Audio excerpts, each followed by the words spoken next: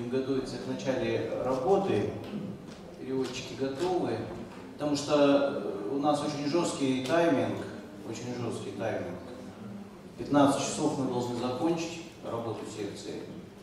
Поэтому чем раньше мы начнем, тем больше будет времени на выступление и презентацию.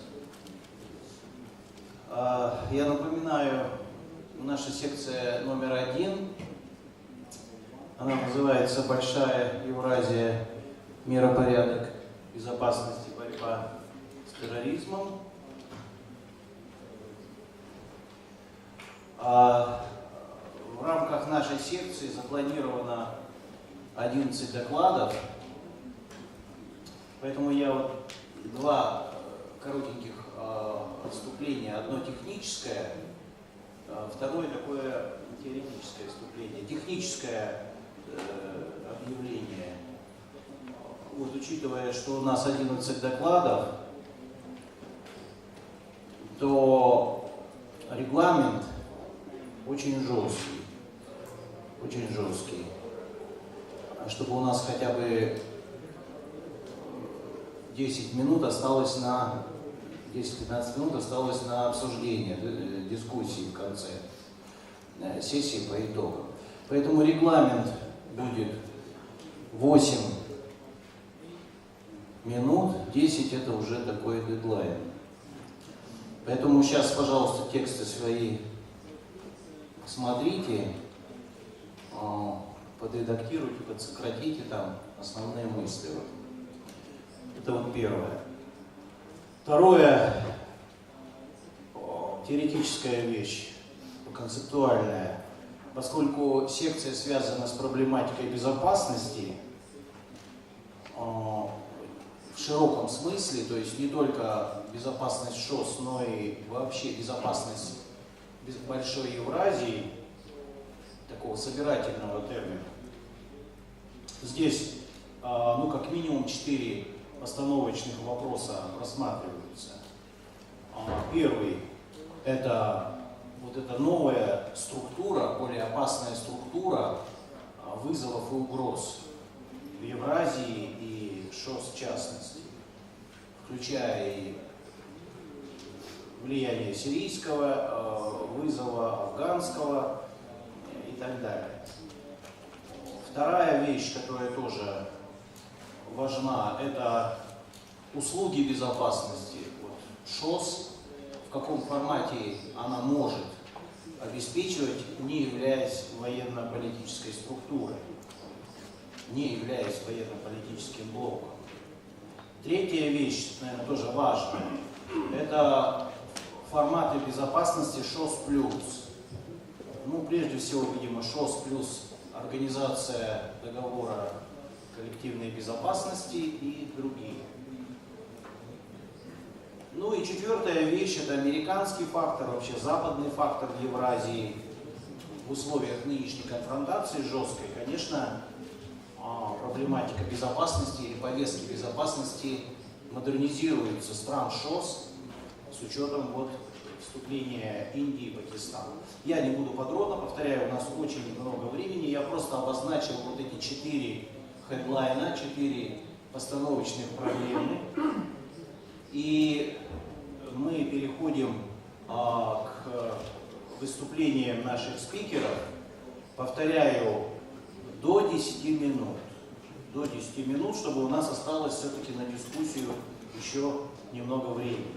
Открывает нашу сессию выступление профессора Клименко Анатолия Филипповича, заместителя руководителя Центра стратегических проблем СВА и ШОС Института Дальнего Востока, генерал-лейтенанта запаса. Пожалуйста, Анатолий Филиппович. Уважаемые коллеги, приходится говорить тезисно, с учетом дефицита времени, но я хочу обратить ваше внимание на эту книжечку, которую нам сегодня вручили. Здесь на странице 69 есть такая большая статья «Большая Евразия и ШОС. Миропорядок, безопасность и борьба с терроризмом». Здесь то, о чем я буду говорить, тезисно, изложено более подробно. Можете обратиться к этой статье, если есть интерес такой. Ну, о терроризме, моя тема моего доклада — эволюция международного терроризма и борьба с ним на пространстве ШОС.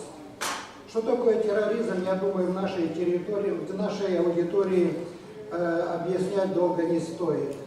Что мы видим на примере того, что делается на Ближнем Востоке, что такое современный терроризм. Его отличием является то, что он из маргинальной практики сегодня превратился в политическую стратегию, и с ним считаются все правительства и все государства. Но насколько устойчива эта угроза международного терроризма? Даже поверхностный самый анализ приводит нас к неутешительному прогнозу. Понятно, что эффективность борьбы с ним зависит от вклада в общие усилия каждого государства. Но именно этого нам сейчас и не хватает. Достигнув промежуточных успехов в Сирии и Ираке, сотрудничающие там государства вернулись к прямому геополитическому противоборству. И вот это вот как раз является основной помехой в борьбе с терроризмом. Но с другой стороны, мы видим успешное сотрудничество России, Ирана и Турции в том или ином статусе, являющиеся участниками Шанхайской организации, где наши специалисты совместно с сирийской армией нанесли поражение международным террористам. Но достаточно ли это? Ведь мы вырезаем только метастазы вот этой раковой опухоли под названием международный терроризм. А пока эта опухоль цела, будут возникать новые метастазы. На смену ИГИЛ придут новые террористические организации, которые могут быть еще более опасны. С учетом этого сотрудничающие страны на пространстве Большой Евразии и в первую очередь такие организации, как ШОС и АДКБ, должны быть готовы оперативно отреагировать на неблагоприятное развитие событий на нашем пространстве общем. Подвижки в этом направлении уже происходят, чему способствует ситуация в прилегающих к ШОС регионах, а также ужесточение политики США относительно России, Китая и Ирана. Мы знаем, что согласно новой национальной оборонной стратегии, главной проблемой национальной безопасности США усматривают стратегической конкуренции между государствами, а не терроризм. А главными стратегическими соперниками Америки названы Россия, Китай и Иран. На фоне этих заявлений последовал ряд ответных предложений со стороны обозначенных Вашингтоном противником США.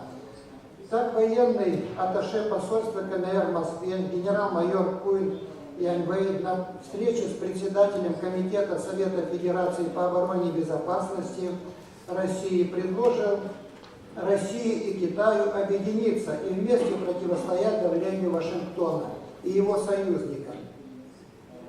Насколько значимы и ответственны эти предложения? При углубленном анализе можно видеть, что нынешнее заявление китайского военного атташе укладывается в общую политическую линию КНР по отношению к России. Так, на собрании, посвященном 95-летию со дня основания КПК, выступление председателя КНР Си Цзиньпина было короткое, но очень важная часть. «Мир находится на грани радикальных перемен», — сказал он. «Мы видим, как постепенно рушится Евросоюз, как терпит крах экономика США, и все это закончится новым мироустройством. Так, как раньше, не будет никогда. Через 10 лет нас ожидает новый миропорядок, в котором ключевым окажется союз КНР и России». Фактически, председатель КНР предлагал руководству России сделать следующий шаг – перейти от экономического и политического партнерства к военно-политическому сотрудничеству, способному противостоять вызовам и взять на себя лидерство в случае краха существующего миропорядка. Аналогичное предложение о формировании альянса на Ближнем Востоке с участием России для противостояния США и союзникам прозвучали от военного советника руководителя Ирана аятоллы Али Хаминеи генерала Саваки. Несмотря на то, что лидеры ШОС вслух о подобных намерениях не говорят, работа в направлении не только экономического, но и военно-политического сближения ведется. На совещании министров обороны членов ШОС в Астане министр обороны России предложил подписать дорожную карту развития сотрудничества в военной сфере между Россией и Китаем до 2020 года. Он подчеркнул, важно, что Россия и Китай готовы совместно усилиями защищать мир и укреплять международную безопасность. В свою очередь, и министр обороны КНР генерал-полковник Вэй Фэньхэ на прошедшей в этом месяце в Москве конференции по международной безопасности выразил твердую решимость наших вооруженных сил укреплять стратегическое взаимодействие. Вот это вот политические заявления. Но, на наш взгляд, пришло время подумать и о повышении дееспособности ШОС в плане обеспечения безопасности своих стран-участниц. Соответствующие предложения мы вносили на прошлом форуме здесь же, в Сочи. Нужно наращивать взаимодействие участников ШОС по линии вооруженных сил и антитеррористической борьбы через центры обмена информацией, мониторинга угроз, совместные учения с ОДКБ, а также укреплять операционный потенциал ШОС. Последнее подразумевает, во-первых, постепенный переход от консенсусного порядка принятия решений к принципу, когда решения считаются обязательными для исполнения всеми одобрившими их странами. Во-вторых, расширение мандата региональной антитеррористической структуры и секретариата. В-третьих, создание коллективных сил оперативного реагирования или миротворческого контингента с участием китайских подразделений. Это дополнительно коллективным силам оперативного реагирования ОДКБ. И в-четвертых, формирование соответствующего органа управления этими силами, или самостоятельного органа, или, возможно, на базе РАС. Конечно, эти предложения подлежат углубленному анализу, но тенденция к тому, что это нужно делать, налицо, и ее надо развивать. Нам целесообразно активизировать соответствующие исследования совместно с научными организациями центральноазиатских государств, китайскими, индийскими, иранскими и пакистанскими учеными. Общая цель – более четкое определение, обоснование и согласование позиций каждой страны по названным и другим актуальным вопросам в интересах укрепления региональной безопасности и стабильности. Не следует терять время в быстро меняющейся обстановке. Уважаемые коллеги, я прошу извинить меня за вот это вот быстрое и краткое изложение того, что хотелось бы сказать подробно и действительно весомо. Но я думаю, что это можно восполнить вот здесь, в той статье, к которой я обратил ваше внимание. Спасибо. Спасибо, генерал Калименко, спасибо за четкость и, главное, 3 практических предложения по укреплению сотрудничества в сфере безопасности в рамках ШОС и более широких форматах. Разрешите, уважаемые коллеги, предоставить слово нашему китайскому коллеге, профессору Центра исследования ШОС Китайского института международных исследований, профессору Шидзе. Пожалуйста. Приготовиться индийскому исследователю генералу Шарму. Уважаемые коллеги, уважаемый Сергей Геннадьевич, очень рад иметь возможность участвовать в сегодняшнем мероприятии. Тема моего выступления касается новой ситуации, новой задачи ШОС. Я особенно хочу подчеркнуть очень важное явление, касается будущего развития ШОС. Это просто асимметричный реалий ШОС. Моя тема, вот это выступление, хочу анализировать, вот, выразить свое предложение, как устранить вот это асимметричные реалии. Со дня создания Шанхайской организации сотрудничества руководствующий Шанхайской духом, эта международная организация сделала внушительные успехи в сфере поддержания региональной безопасности и стабильности. И просто выявляли незнаменимую ключевую роль в регионах делах.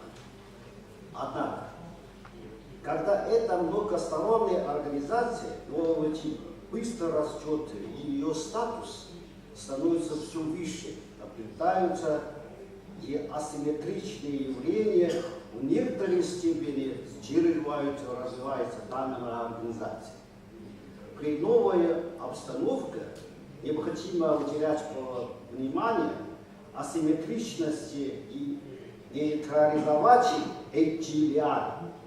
Это будет важный шаг для здорового развития ШОС. Хотя мое выступление обратить 3 части. Первый касается вот это явление, асимметрическое явление. Во-первых, касается несогласованности в экономическом сотрудничестве и политической стабильности. ШОС сильно и эффективно сохранение региональной стабильности, но явно слабее и многостороннее экономическое сотрудничество. Несмотря на приложенные усилия, результатов мало, и трудно направленно запустить многосторонние проекты. А во-вторых, неравномерное развитие двухсторонней торговли и экономического сотрудничества между государствами-членами. Третье. Асимметричности в государственных отношениях между 3 важными странами Китаем, Россией и Индией. Китайские и российские политические отношения называются наилучшие в истории, но экономика двух стран развивается несимметрично, и разрыв увеличивается. А вот в частности в России усиливается развитие, ухудшается, замедляется трансформация модели экономики, что не только негативно влияет на качественное двухстороннее сотрудничество, но и заставляет Россию беспокоиться за подъем Китая. И китайские и российские отношения, просто лучше генетические китайские отношения. Это факт. Просто присоединение Индии, Пакистан, ШОС объективно осложнило внутренней согласованности и координации ШОС. Четвертое. Расширение объема и содержание ШОС контрастирует с ее исполнительной неспособностью с расширением объема государств-членов ШОС.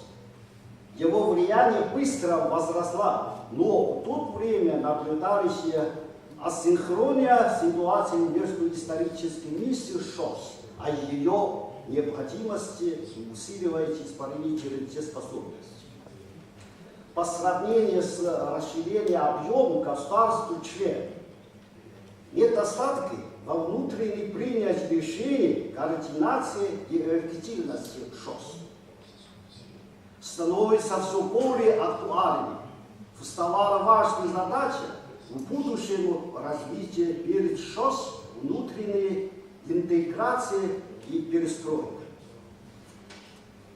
Второй части касается влияния асимметричности в развитии ШОС и его перспектив.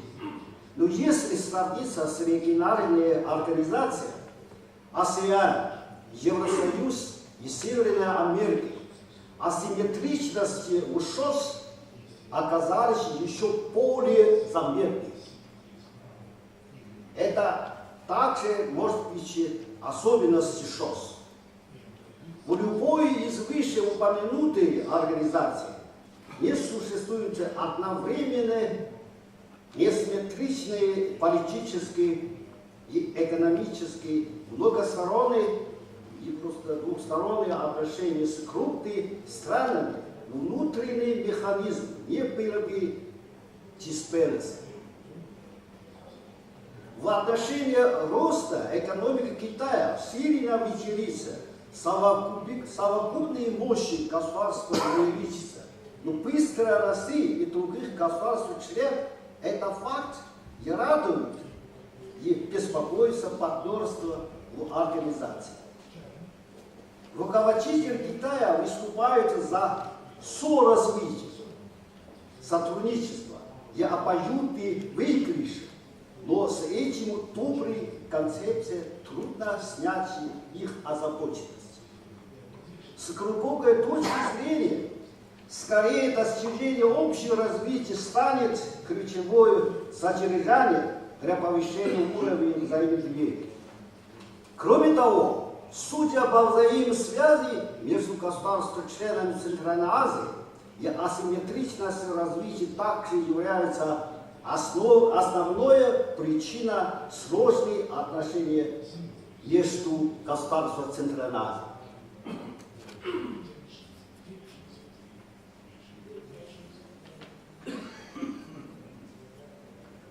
Но отношения между ними взаимной зависимости являются друг на друга. Ситуация в региональной безопасности по-прежнему остается суровой.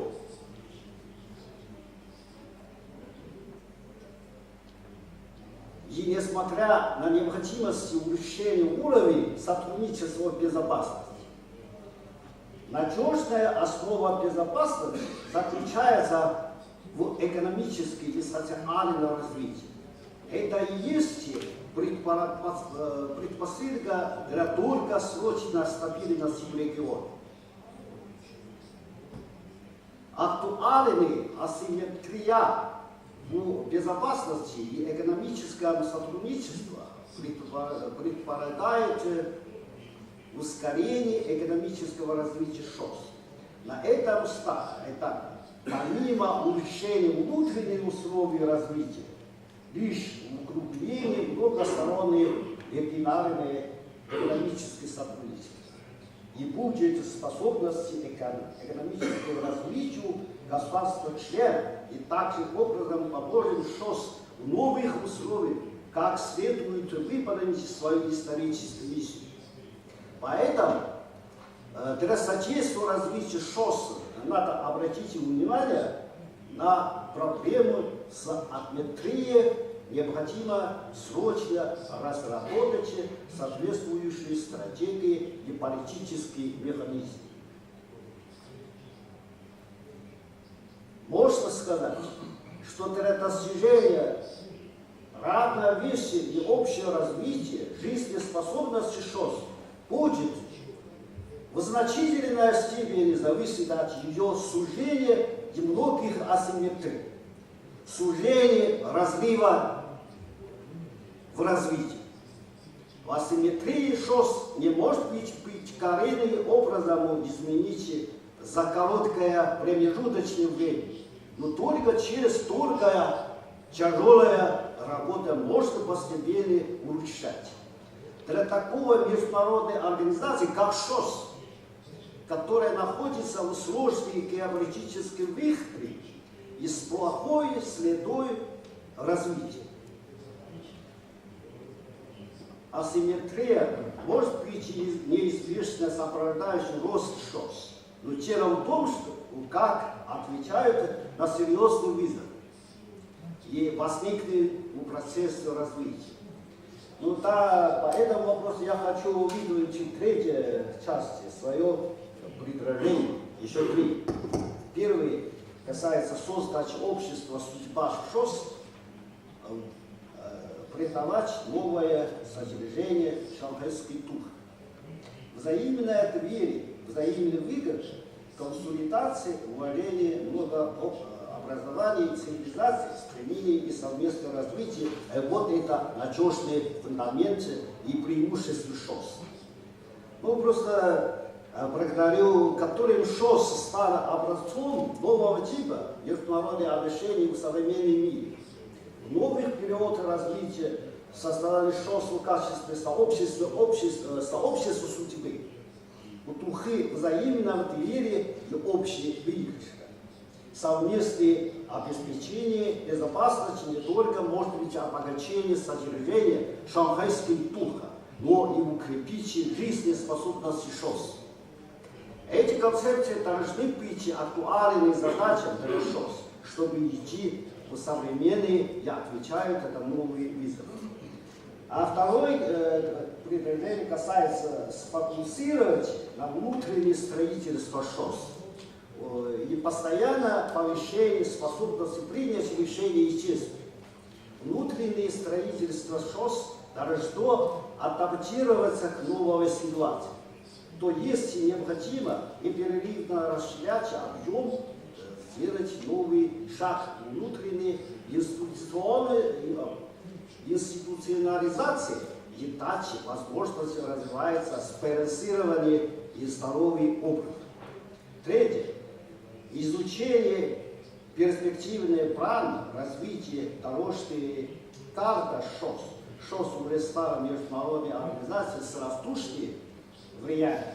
Согласно историческим миссии ШОС, обязаны реагировать на актуальные вызовы, брошенные в настоящее время. Вы знаете, как говорится, предположение, матч успеха. Для ШОС важно научно судить о будущем, чтобы определили дорожку карту и правильную организацию.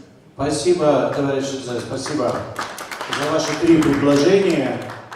Особенно первое, которое известно, создание сообщества единой судьбы человечества, вы проецировали на проблематику ШОС, формирование вот в рамках этого ШОСовского формата. Это любопытно и теоретически, и практически. Я бы хотел сейчас, уважаемые коллеги, предоставить слово нашему индийскому представителю, генералу Шарма, руководителю Центра стратегических исследований и моделирования. Пожалуйста, прошу подготовиться депутату сирийского парламента Саадик Мари. Здесь она, да? Ага. Пожалуйста. Thank you, Chair, and thank you, distinguished audience. It's my pleasure to be at Sochi for the second time and talking on security scenario in Afghanistan. And this time I have added to what is the role that SEO can play in stabilization of Afghanistan. Now, firstly, I'm going to give you a strategic backdrop in which the SEO is expected to play a role. Then the challenges in Afghanistan, what role can SEO play, what are the aspirations of people of Afghanistan, what do they want, and what contribution can India make as a member of the SEO.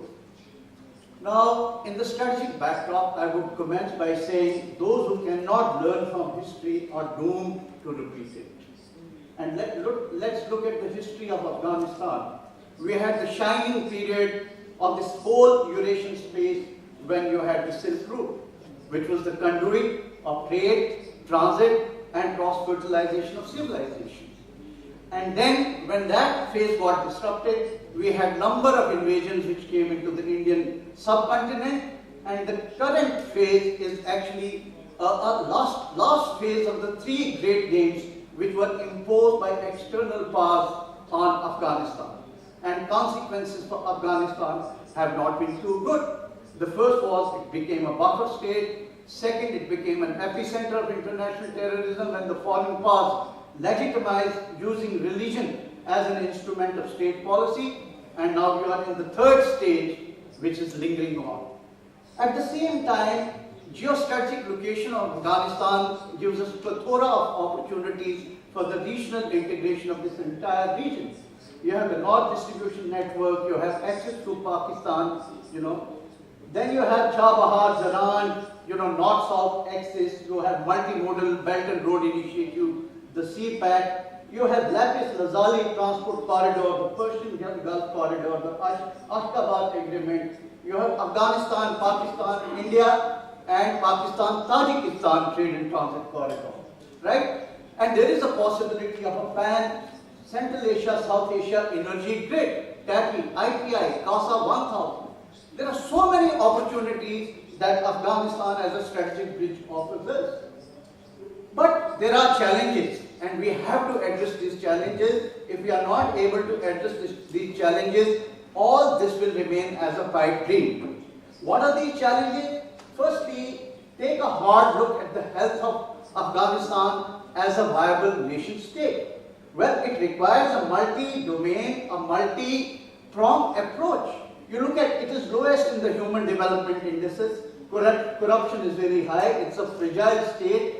There is a bulging youth population there. About 63.7% people are below the age of 25 years. There's problem of justice and security for women. It ranks right at the rock bottom in that marker. Unemployment is about 40%. Look at some other markers.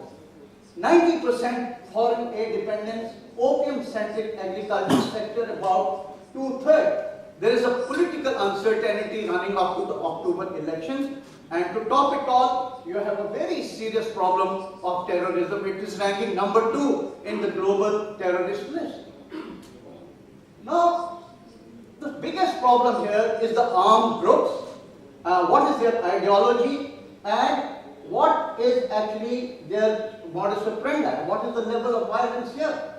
The first thing is that 20 odd groups out of 98 globally recognized live in this region. They are exponents, adherents of Wahhabi, Salafi ideology. These Taliban and other groups, they want to create a caliphate based on Nizam and Mustafa and Sharia law. Then they have a protected warfare strategy. What they call is the Americans have the watches, we have the time. They are not in a hurry. And there have been phenomenal human losses there. About in last 2 years, 75,000 people have either been wounded or they have died. And now you have the Taliban contestation. About 70% of the territory of Afghanistan is where Taliban are contesting.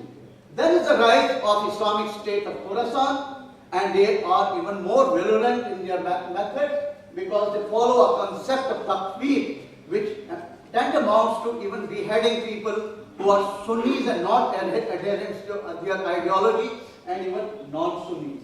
They are active in about 30 districts. What is their identity? Number, support. Many Afghans say that Islamic State and Taliban are the chips of the same block. They are not different people. They are only contesting for territory, influence, but they keep changing sides. Similarly, their number, while General Nicholson says it is few hundred people, whereas the Russian viewpoint is ranging anything from 7,000 to 1,000. From where are they getting support in a state like Afghanistan? These are the questions that we need to ask.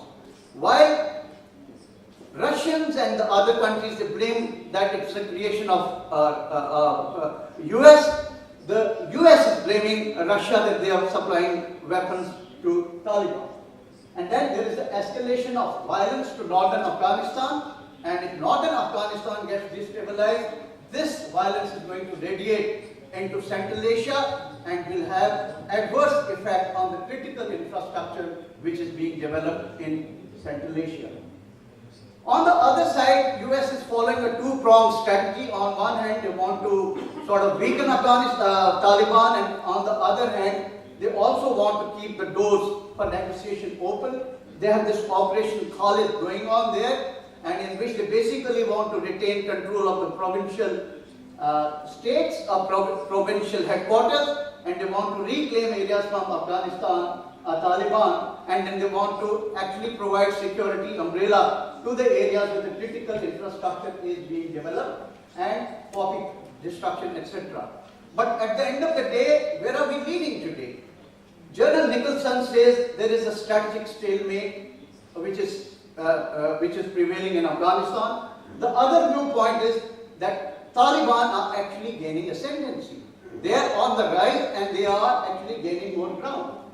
It is in this milieu that we have to see that if Shanghai Cooperation Organization is not able to address the problem of cross-border terrorism, and there are blames and counter-blames. This cross-border terrorism, it runs into Pakistan, it runs into India, it runs into Iran, it actually proliferates in Central Asia. And there are blames and counter-blames, like I would quote Najm Sethi, who is a noted journalist from Pakistan. He said Pakistan's relation with Afghanistan will not improve unless they are able to weaken Taliban and they are made to sue for peace. Now, peace initiative, as President Ashraf Ghani said, taken by Afghanistan with Pakistan is not going to be successful because Pakistan differentiates between good and bad terrorists.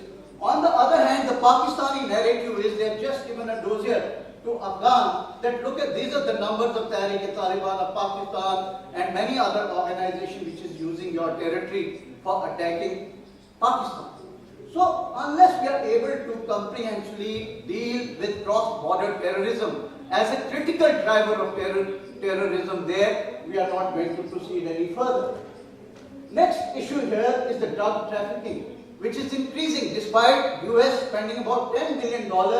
The drugs are increasing and 2/3 of the agriculture sector is dependent on drugs, 80% of the world opium, and Taliban dominated areas which are bordering Durham line, actually the drug production there is maximum. So Taliban are actually getting the money from the drugs, and the international community, including SCO, has not been able to achieve much in this regard. So there is a strong narco-terrorism nexus between the warlords, Taliban, custom officials, and many other agencies who are all actually fishing in the troubled waters. The next issue here, which we are not looking at, if terrorists can use vehicles and they can use other innovative means actually to inflict casualties on civilians in Europe, what about the safety of nuclear, biological, chemical material? There are often materials there are other testing facilities of biological weapons, nuclear weapons, we are not looking at that. We had a proliferation problem. Dr. A.Q. Khan, network was operating in so many countries for so many years. There is a requirement, there is a sort of a scope of some rogue elements or despots within the military establishment or within the nuclear establishment who can have an access to fissile material and other weapons of mass destruction and have radiological attacks. We are not looking at this. The next issue that I want to is the reconciliation with Taliban. While this coordination group, Moscow format, China's trilateral initiative, to what end has it reached? It has reached a dead end. We have not been able to make any progress. Now, Kabul peace process is commenced, and thereafter, President Ghani has come out with some very viable and very sustainable initiatives, like ceasefire with the Taliban for confidence building measures, recognition of Taliban as a political entity, to create a legal framework for constitutional reform, removal of Taliban from UN list, safety and return and rehabilitation of their families, including refugees from Pakistan. Now, this was further reinforced at the Tashkent conference on 27 March 2018, wherein they said that there should be intra-Afghan dialogue and focus should be on combating terrorism, and there should be comprehensive roadmap for reconstruction, including developing an international consensus. Jakarta Trilateral Religious Conference, in which Pakistan is a member, they also try to build up some kind of a religious consensus to prevail upon Taliban not to take this kind of a route and violence. Then there is a grassroots movement in Afghanistan against violence. The women and the villagers, they're all up and they say, no, we don't want to have this kind of violence. What is the response from Taliban? They're just quiet, they are continuing with the violence, and they are saying that we are not going to talk to anyone except Washington. Let's face this fact. Let's proceed further. To whom do you talk? Which Taliban? There are about 8, 9 different kinds of groups. With whom are you talking? Are you talking with Haqqani network? Within Haqqani Taliban, there are 8 factions there. With whom are you talking? There are so many groups. my question here is that I would say that will an ascendant Taliban come to the negotiation table, a dialogue? Will they forego violence? Will they recognize the constitution of Afghanistan? Yes, please, in microphone. Yeah. Will they use the constitution of Afghanistan? Therefore, my point is that you have to be prepared as members of SCO and international community to combat terrorism. The next issue here is while we should be fighting, you're combating terrorism, but there is some kind of a zero-sum game amongst the stakeholders. In fact, I would say that there is a strategic brinkmanship and a blame game. What Thucydides had said that I am not afraid of I am more afraid of own mistakes than of the enemy design. And that at the time of assuming office, he said history will not be repeated. We have overcome the past. We'll build a new Afghanistan. And he laid down this, developmental goals for the transformational decade. And there is a hope that Afghan who are very, very resilient and very proud people, they will be able to achieve if the foreigners do not meddle in their affairs and give peace a chance. Now, while the international community has exposed support to Afghan-led, Afghan-owned peace process at Warsaw, at Brussels, at Shanghai Cooperation Organization, Heart of Asia Conference, and many other conferences, but in practice, major players are adopting contradictory approaches in dealing with the problem. You have the US-South China policy, which is almost a very, very exclusive kind of a policy. And then you have Russia, China, Pakistan, Iran alignment, who are actually blaming the US for all the mess that has been created. So the stakeholders must walk the talk. There is no point in making big speeches and writing good papers. You must walk the talk and actually come out with some kind of a viable solution. My next issue is, what is the role of SCO? While US is there, and second is, if the US withdraws, then who is going to fill the vacuum? And you're very well versed with that Astana declaration in last year. There were two issues they had focused on. One was on counter-terrorism, to fight counter-terrorism in all its manifestations. These are the kind of goals that they had made. And second focus was on the regional integration, connectivity, energy security, trade, transit. This is straight from the Astana declaration. Then there was a contact group on Afghanistan which did not meet for 9 years on Afghanistan, the SCO contact group. When they met in Moscow last year, now what Afghans want, they say, give us the permanent chairmanship of the contact group 1, give us a permanent membership of the SCO, fight terrorism and help us in the recovery, in our economic recovery. What has happened subsequently? Well, they are trying to create some kind of a framework, and we hope in the summit at Chengdu, that is in June, they will have some kind of a treaty on good neighborly relationship, and we hope that we should be able to shun this zero-sum game mentality and this our traditional approach to dealing with Afghanistan. Here, role of India, we are a stakeholder in everything. Connectivity, energy, trade, we are big stakeholders. We are a huge economic power, we need energy, we are a huge consumer market. We have core competencies in IT, English, institution building, telecommunication, pharmaceutical, small-scale industry. We have been facing terrorism for long, and we can help you in intelligence, we can help you in counter-terrorism skills, expertise in border management and counter-radicalization. We have huge Muslim population in our country. We have very rich experience in capacity building in Afghanistan with Afghanistan characteristics. But there are two concerns of India if we have to have part in the deliberation. First is the sovereignty issue or territorial integrity, and second is cross-border terrorism. Just I'll finish my presentation by saying that India has pledged $2 billion already in Afghanistan in capacity building at the grassroots level. We are investing $1 billion more in Afghanistan in capacity building, in keeping with the aspirations of people. There are a number of projects that we are doing. We also help Afghans, in terms of, creating an international kind of an environment for international investment in Afghanistan. We're helping them in security cooperation in terms of, training their armed forces in our academy, in terms of giving them, training in all sorts of things.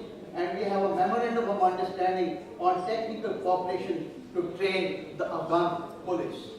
So India is walking the talk. And finally, I just finish my presentation by saying that, let's see what Pierre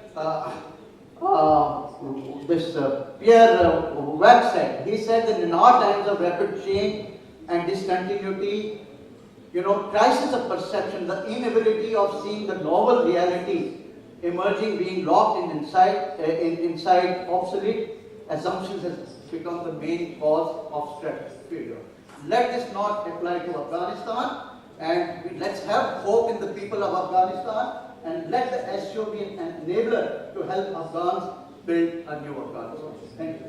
Спасибо большое, генерал Шарма, за вашу блестящую презентацию, за экспертно-аналитический контент и видеоряд, который очень хорошо проиллюстрировал.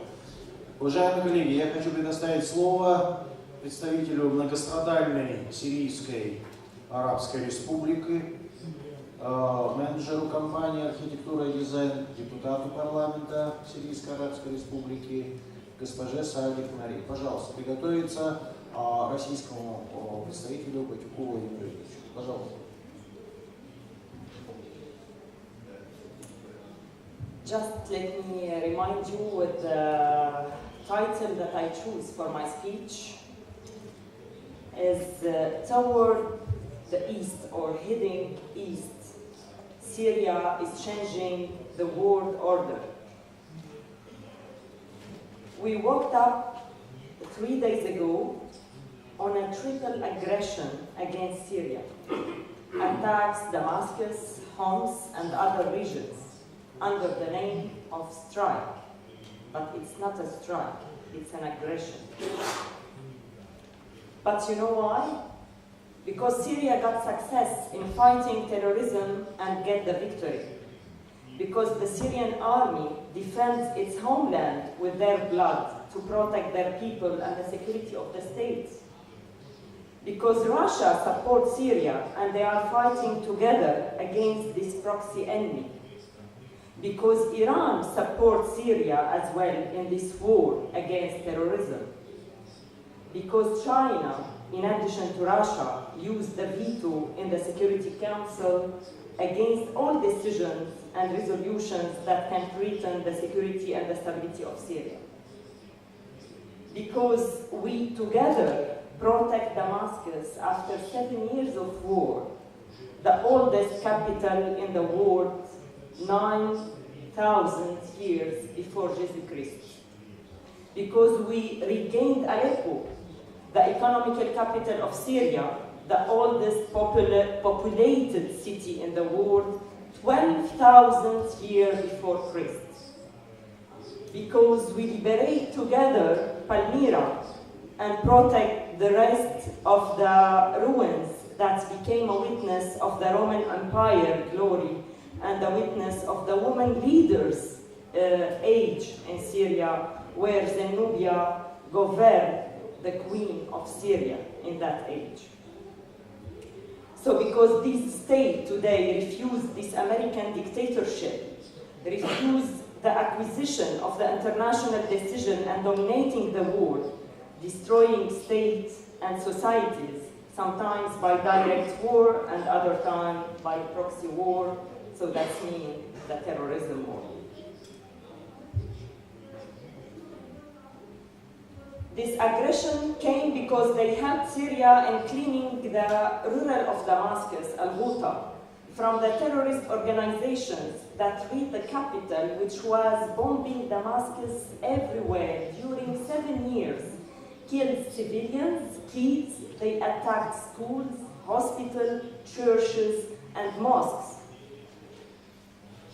But when the Syrian army, with the support of his ally, liberates al-Ghouta, the Occident world and Western media, uprising with their campaign under humanitarian titles, say that the regime is killing his civilians, while in the region was a terrorist organization supported, armed, and financed by the same state with their allies in Gulf region, the Arab Saudi, and other states like Israeli that violate and bomb Syria many times.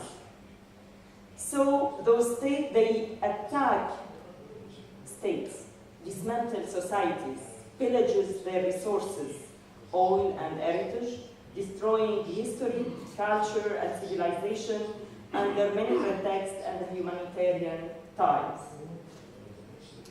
And let's remember the Iraq.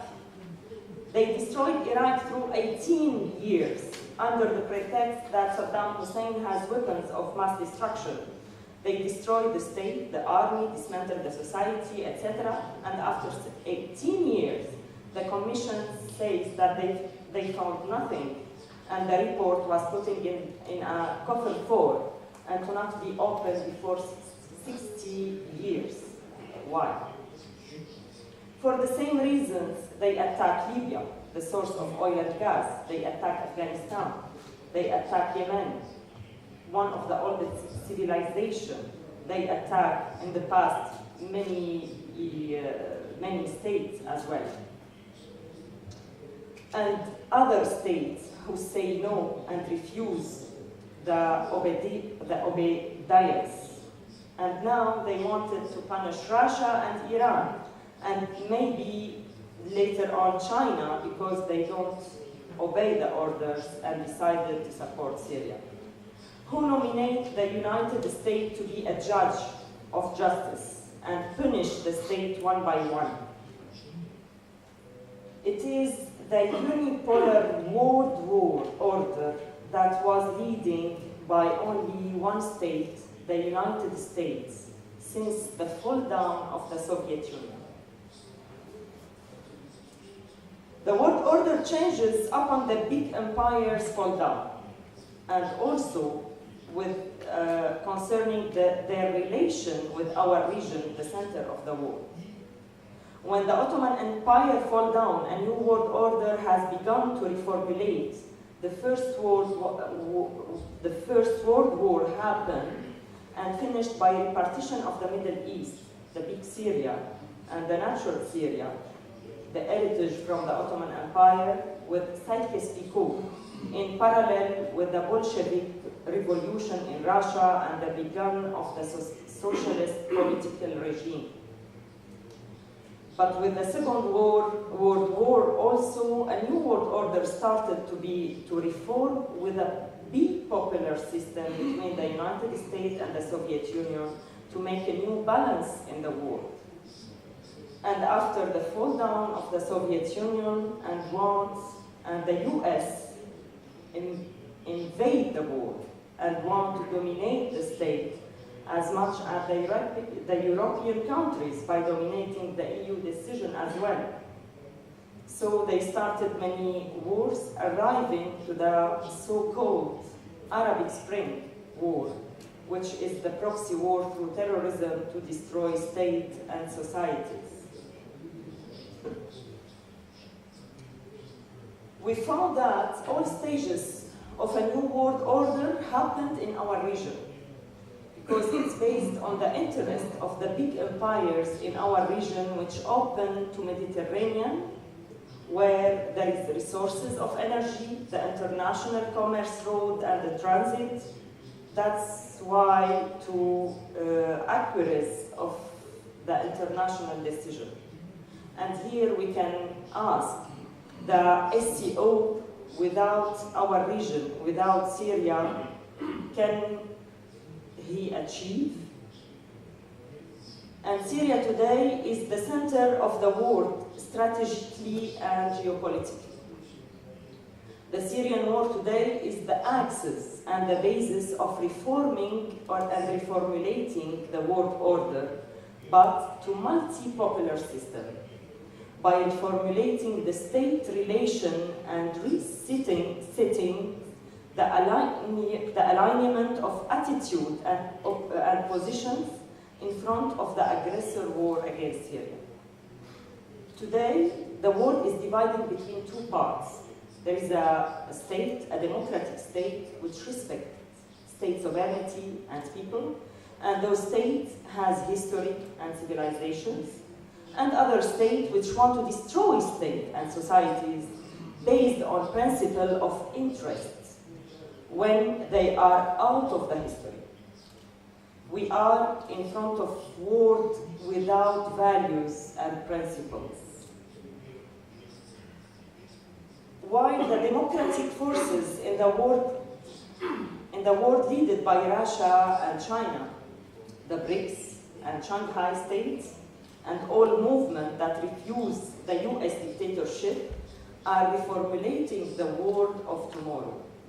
And that starts by the veto in the Security Council of Russia and China, and ending with the big support and the strong alliance of Russia and Iran with Syria in her war against the so-called terrorism. This alliance is very fundamental for the new world order. Today we are in front of an international war of notions, principles, and values. We in Syria, we got our decision, the resistance. We fight for our sovereignty, our history, identity, and then our existence. And other states, in supporting Syria, they are also fighting for their sovereignty and for their independence, for the justice in the world, for their existence as well. We are in front of a monster that wants to eat the world under the so-called terrorism. There is no free or independent terrorism.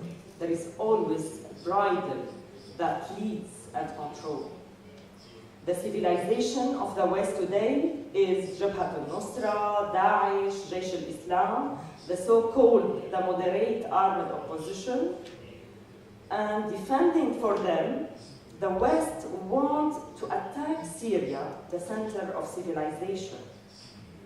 The war in Syria now is the last war, and we are in the final, to be or not to be.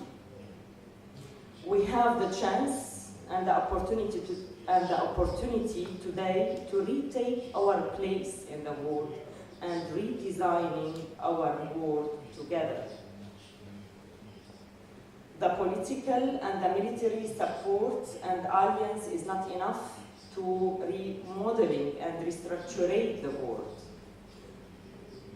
A new world should be based on refining the matrix of values, so reformulating the social matrix and the economical system. We have to build together a world and societies based on respect, rights, democracy and freedom, sovereignty and dignity. At the end, respect the history of civilizations. We have to continue together to enhance the value inside our societies through culture, enhance the role of the societies in building their states. We need to exchange cultural relations and economical relations. We have to build a world based on our diversity of civilization and rich history, a multidimensional world. We need to reflect our identities and reinforce our belonging. We have to revive the Silk Road and getting back the world to Damascus.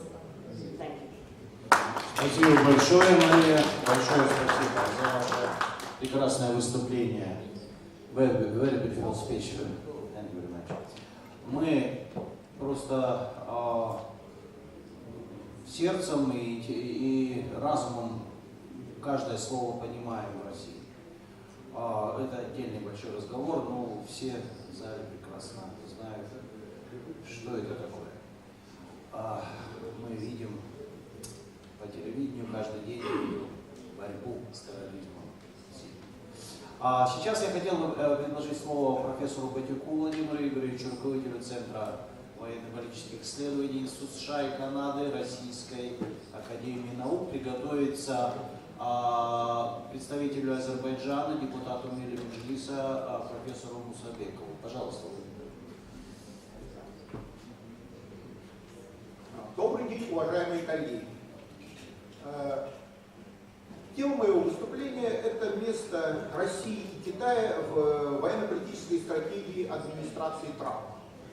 Буквально несколько месяцев тому назад в Вашингтоне были приняты директивные документы, такие как стратегия национальной безопасности, военная стратегия и обзор ядерной политики Соединенных Штатов Америки, которые, по сути дела, означали радикальный поворот в американской военной стратегии в отношении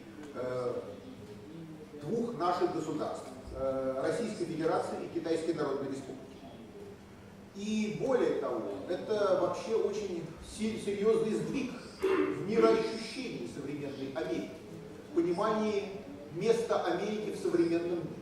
Ну вот, чтобы понять, насколько велик на самом деле был этот сдвиг, здесь я хотел бы сравнить две стратегии национальной безопасности. Вот эту нынешнюю трамповскую и предыдущую обамовскую, которая была принята президентом Обамой в 2015 году. Вот что говорилось в той стратегии, которую принял президент Обама. Сегодня Соединенные Штаты сильнее находятся в лучшем положении для того, чтобы воспользоваться возможностями нового столетия и оградить наши интересы от рисков неспокойного мира. Успешная стратегия обеспечения безопасности американского народа и продвижения интересов нашей национальной безопасности должна начинаться с одной неоспоримой истины. Америка должна быть лидером. Сильное и устойчивое американское лидерство крайне важно для основанного на правилах международного порядка, который отстаивает глобальную безопасность, благополучие, а также человеческое достоинство и права всех народов. Вопрос заключается не в том, должна ли нет Америка лидировать. Вопрос стоит в том, как мы должны лидировать. 2 года спустя, так сказать, вот этой уверенности в безусловности американского лидерства сильно поубавилось. Вот что говорится в утвержденной Трампом стратегии национальной безопасности в декабре 2017 года. Там говорится о восстановлении американского лидерства. Америка, которая в безопасности, процветает и свободна, это Америка, которая сильна, уверена в себе и которая будет лидировать за рубежом. То есть, выходит, никакого американского лидерства, так надо понимать, нет с точки зрения нынешнего хозяина Белого дома. За это лидерство еще придется очень серьезно побороться. Совершенно по-другому у Трампа расставлены приоритеты американской внешней политики. Обама в 2015 году в своей стратегии национальной безопасности утверждал следующее. Наши сложные времена наглядно продемонстрировали силу и значимость неизменного американского лидерства в мире. Мы мобилизовали и возглавили международные усилия по наказанию России, противодействию ее агрессии, по ослаблению, в конечном счете, и по уничтожению ИГИЛ, по искоренению вируса Эболы, по прекращению распространения материалов для изготовления ядерного оружия, по переходу к новому этапу глобальной борьбы с снижением углеродных выбросов, и так далее. Вот у Трампа в его стратегии национальной безопасности про всякую там Эболу и тому подобное глобальное потепление не говорится вообще ничего. Там акценты расставлены совершенно по-другому. Китай и Россия бросают вызов американской мощи, влиянию и интересам, пытаясь подорвать американскую безопасность и процветание. В то же время диктаторские режимы Народно-демократической республики Корея и Исламской республики Иран намерены дестабилизировать свои регионы, угрожать американцам и союзникам и притеснять свои собственные народы. Транснациональные группы, несущие угрозу от террористов, джихадистов и международных преступных организаций, принимают активные усилия, направленные на нанесение ущерба американцам. То есть, вот, так сказать, характер приоритетов теперь совершенно иной. Теперь уже не лихорадка Эбола, главная угроза американским интересам, американскому лидерству, а такие державы, как Россия и Китай. Долгое время, вот после окончания холодной войны, Америка не могла найти себе достойного соперника. В 90-е годы вообще было все очень плохо. Потом, правда, подвернулись всякие международные террористы, но это все прекрасно понимали, что это как-то не то. А вот тут вот, наконец-то, уже при Трампе Америка определилась с тем, кто же является ее врагом номер один. И в военной стратегии Соединенных Штатов Америки, точнее в национальной оборонной стратегии, правильно сказать, утвержденной 19 января сего года, говорится буквально следующее. Центральным вызовом американскому процветанию и безопасности является восстановление долгосрочного стратегического соперничества со стороны тех, кого стратегия национальной безопасности классифицирует как ревизионистские державы. Становится все более ясно, что Китай и Россия хотят изменить мир в соответствии со своей авторитарной моделью. И именно в соответствии с этими политическими установками строится и американская военная стратегия, и военная подготовка, и, так сказать, военные закупки, и оперативное искусство Соединенных Штатов Америки. В последние годы в Соединенных Штатах Америки и политические, и военные руководители выражали очень серьезную озабоченность по поводу того, что Россия и Китай, укрепив свою военную мощь, поставили под вопрос абсолютное американское военное превосходство, ну, по крайней мере, в некоторых ключевых регионах нашей планеты. Речь идет, ну, на американском, так сказать, в соответствии с американской военной терминологией, это называется Anti-Access Area Denial, иными словами, ограничение доступа, воспрещение присутствия.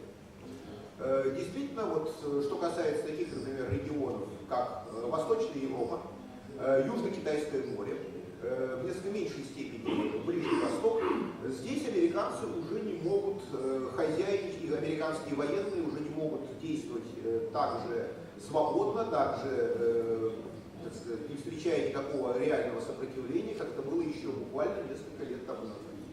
Что касается, например, восточной части Балтийского моря, то по американским оценкам здесь у России имеется достаточно устойчивое военное превосходство, и не существует каких-то реальных возможностей, чтобы что-то здесь изменить в каком-то обозримом будущем. Россия может эффективно заблокировать прибалтийские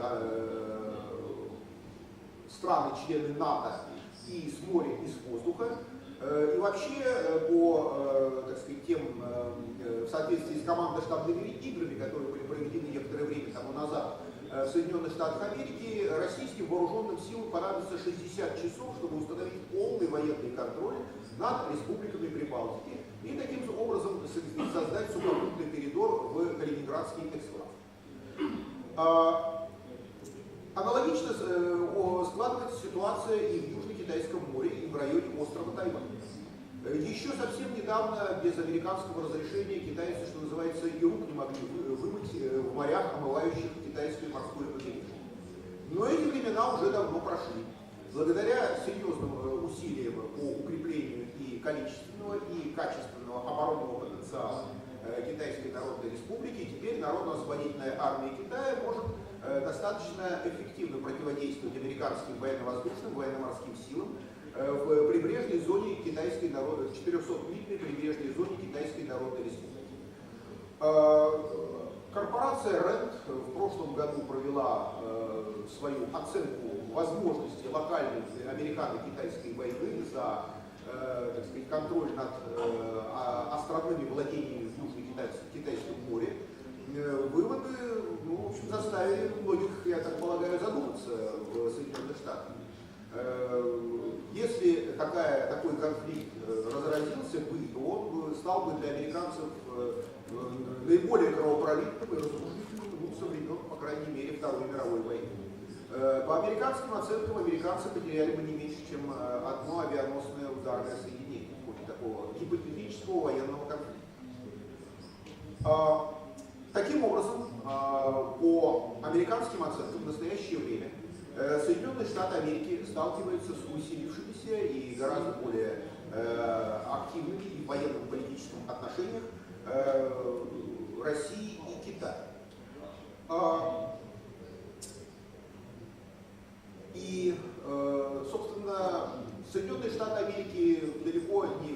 раз сталкиваются с подобным вызовом. Как мы все прекрасно помним, 60-70 лет тому назад, вот как раз на рубеже 40-х, 50-х годов, США столкнулись вот с этим, так сказать, советско-китайским тогда альянсом, и это стало очень серьезный вызов для американской национальной безопасности. Тогда, как мы знаем, Соединенные Штаты Америки воспользовались расколом в советско-китайском альянсе, и благодаря вот этому расколу сумели, так сказать, в конечном итоге добиться завершения холодной войны на выгодных для них условиях. Но сейчас, вот, что интересно, в Вашингтоне никто, как мне представляется, не выражает особой беспокойности по поводу сближения России и Китая, в том числе и военно-политической сфере. Людей, которые выражали по этому поводу озабоченность, вот, ну, например, покойный Бжезинский не так давно указывал, что Соединенные Штаты должны помнить серьезные опасности заключения стратегического альянса между Китаем и Россией, к которому их может подтолкнуть отчасти внутренняя политическая и идеологическая инерция, отчасти непродуманная внешняя политика США. Конец цитаты. Ну вот таких вот Бжезинских в США сейчас совсем немного осталось, и чем дальше, тем меньше, и гораздо больше там людей, которые считают, что Америка достаточно сильна, чтобы сокрушить всех своих врагов. И вот в таких условиях, как мне представляется, я могу согласиться с генералом Клименко, который сказал, что вот этот антагонизм со стороны США неизбежно будет подталкивать и Россию, и Китай к укреплению их военно-политического сотрудничества, в том числе и в рамках Шанхайской организации. Спасибо. Спасибо, Владимир Игоревич, спасибо за хороший, детальный и глубокий анализ вот этого американо-российско-китайского формата. Сейчас, уважаемые коллеги, я хотел бы предоставить слово представителю Азербайджана, депутату Меджлиса Азербайджанской республики, члену комитета по международным отношениям и межпарламентским связям, доктору философии, профессору Мусабекову Расиму Наслединову. Пожалуйста, приготовиться Уинаеву Сергею Владимировичу, представителю ИДВ РАН. Нет, знаете, да? Алексей говорил, что он не приехал. Не приехал. Ну мы, значит, 10 минут экономим. Это очень важно. Значит, 10 минут, но не расслабляйтесь все равно. Не расслабляйтесь. Пожалуйста, Сергей Владимирович, заместитель директора Института Дальнего Востока Российской академии наук, профессор Уинаев Сергей Владимирович, и приготовиться Калиджи Вали, представителю Ирана из Тегеранского университета. Пожалуйста. Призыв не расслабляться воспринимаю, поэтому свою тему, которая касается Шанхайской организации сотрудничества и формата России и Китая, попробую представить достаточно тезисно. При этом хотел бы вернуться все-таки к мотиву, обозначенного названием нашей сегодняшней сессии, а именно «Большая Евразия, миропорядок», и обратить внимание на то, что по своей концептуальной сути идея Большой Евразии, как мы говорим, Большого Евразийского партнерства, представляет собой идею сложения интеграционных потенциалов, взаимодействия различных интеграционных структур между собой с отдельными странами на евразийском пространстве. И с этой точки зрения мы можем вспомнить, что, в общем-то, примеры такого взаимодействия, по крайней мере, декларированные на бумаге, они существуют. В частности, в формате ШОС мы знаем о 9 меморандумах о взаимодействии, которые были подписаны между ШОС и АСЕАН, ШОС, ООН и так далее, и так далее. Но одно дело декларация, другое дело реальная практика. И, в общем-то, эта реальная практика особых примеров практического взаимодействия нам не дает, за исключением, может быть, отдельных мероприятий по линии ШОС ООН. Но это, на мой взгляд, абсолютно не значит, что сама идея такого взаимодействия становится менее актуальной, как говорится, дорога власти ведущих. Поэтому в своем выступлении мне хотелось бы затронуть тему потенциального, а может быть уже реально существующего взаимодействия между ШОС и структурой России, Индии и Китая. Почему именно Россия, Индия, Китай? Имея в виду, что, в общем-то, эта структура, или, как мы кратко говорим, РИК, не так часто появляется на передовой авансцене международной политики.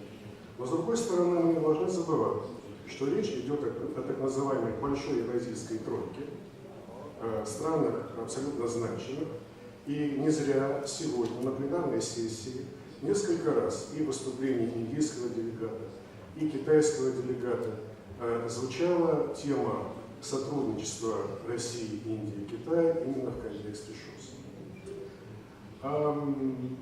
Я думаю, будет уместно напомнить справочно, что, собственно, такое РИК. Обоснованно появление этой структуры на практике связывают с идеей Евгения Максимовича Примакова, которая в декабре 1998 года была объявлена им во время его визита в Дели. Тогда под аккомпанемент бомбардировок Ирака Примаков выдвинул идею взаимодействия этих трех стран в широком международном формате. Эта идея вначале была воспринята как предложение о создании некого антизападного альянса и была, в общем-то, встречена с определенной настороженностью и в Пекине, и в Дели, и в определенном смысле в Москве. Но очень скоро пошли бомбардировки Югославии, и отношения стали меняться. На экспертном уровне высказывания различных политических деятелей к идее Примакова настоятельно возвращались.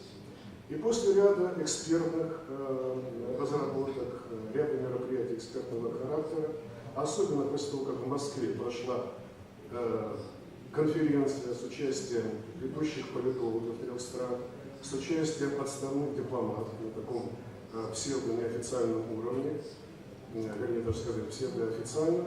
На этой конференции были разработаны принципиальные подходы к возможности такого взаимодействия с концептуальной точки зрения и так далее. И непосредственным результатом стало то, что уже в 2002 году на полях Генеральной Ассамблеи ООН прошла первая встреча министров иностранных дел трех стран. Затем эти встречи стали регулярными, проводятся каждый год. Последняя такая встреча прошла в декабре прошлого года в Дели. В 2008 году сотрудничество было диверсифицировано, стали проводиться переговоры на площадках встреч руководителей департаментов министров иностранных дел, обсуждались вопросы Афганистана, безопасности ВТР. Были попытки организации диалога по линии представителей торговых палат, Министерства чрезвычайной ситуации, здравоохранения, сельского хозяйства и так далее. В 2006 году прошел пока единственный саммит, в котором приняли участие Путин, премьер-министр Индии Сингх и тогда представитель КНР Кузинтан.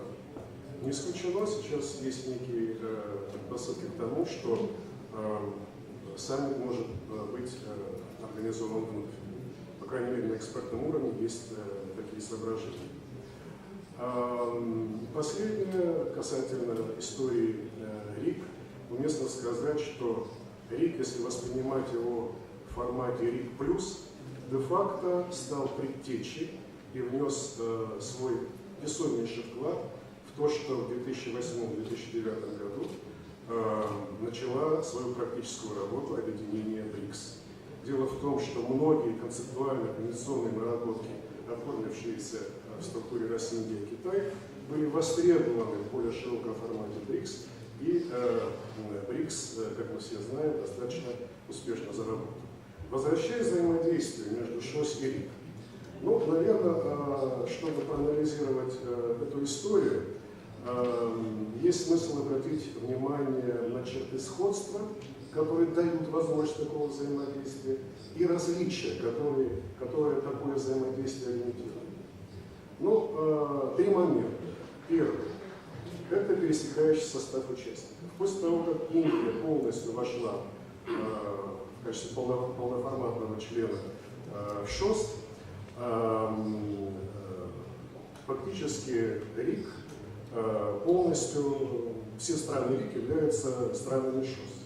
Причем Индия обрела в ШОС полноформатный статус, в том числе в результате многолетних обсуждений на экспертной и других площадках РИК. Второе, может быть, еще более важное. Это сходство целей и подходов, связанных с глобальной повесткой дня. В своих официальных документах и ШОС, и РИК в той или иной форме выступают за многополярный мир, центральную роль ООН, недопустимость монополии международных отношений, недопустимость санкций без решения Совета Безопасности ООН и так далее. Если говорить о ШОС, то эти положения были зафиксированы еще в первых официальных документах. Декларация о создании ШОС, декларация глав государств 2002 года. При желании практически в каждом из документов можно найти такие положения. Как, впрочем, их можно найти и в каждом из 10 ежегодных коммюнике по итогам встреч министров иностранных дел РИК, включая последнее. Такое коммюнике, которое, как я сказал, было принято 4 месяца назад, в декабре прошлого года. Третий момент сходства – это общая близость региональных задач ШОС и РИК. В борьбе с терроризмом, за региональную безопасность, урегулирование в горячих точках от Центральной Азии и Афганистана до Ближнего Востока и Кореи. Вот эта близость глобальной региональной повестки дня, как мне представляется, дает потенциальную возможность на достаточно высокую степень взаимодействия между ШОС и РИК. Речь идет по меньшей мере о параллельных, усиливающих друг друга действиях продвижения многополярности, региональной безопасности и других вот перечисленных мною сходных приоритетов. Собственно говоря, такое взаимодействие, судя по некой неофициальной информации, поступающей в частности из российского МИДа, такое взаимодействие уже имеет место. Когда при принятии документов в РИК, те же коммюнике министров иностранных дел, используются формулировки, уже апробированные в ШОС, и наоборот. Кроме того, очевидно, что большая евразийская тройка – это не то чтобы даже мини-ШОС, это политико-экономическое ядро ШОС.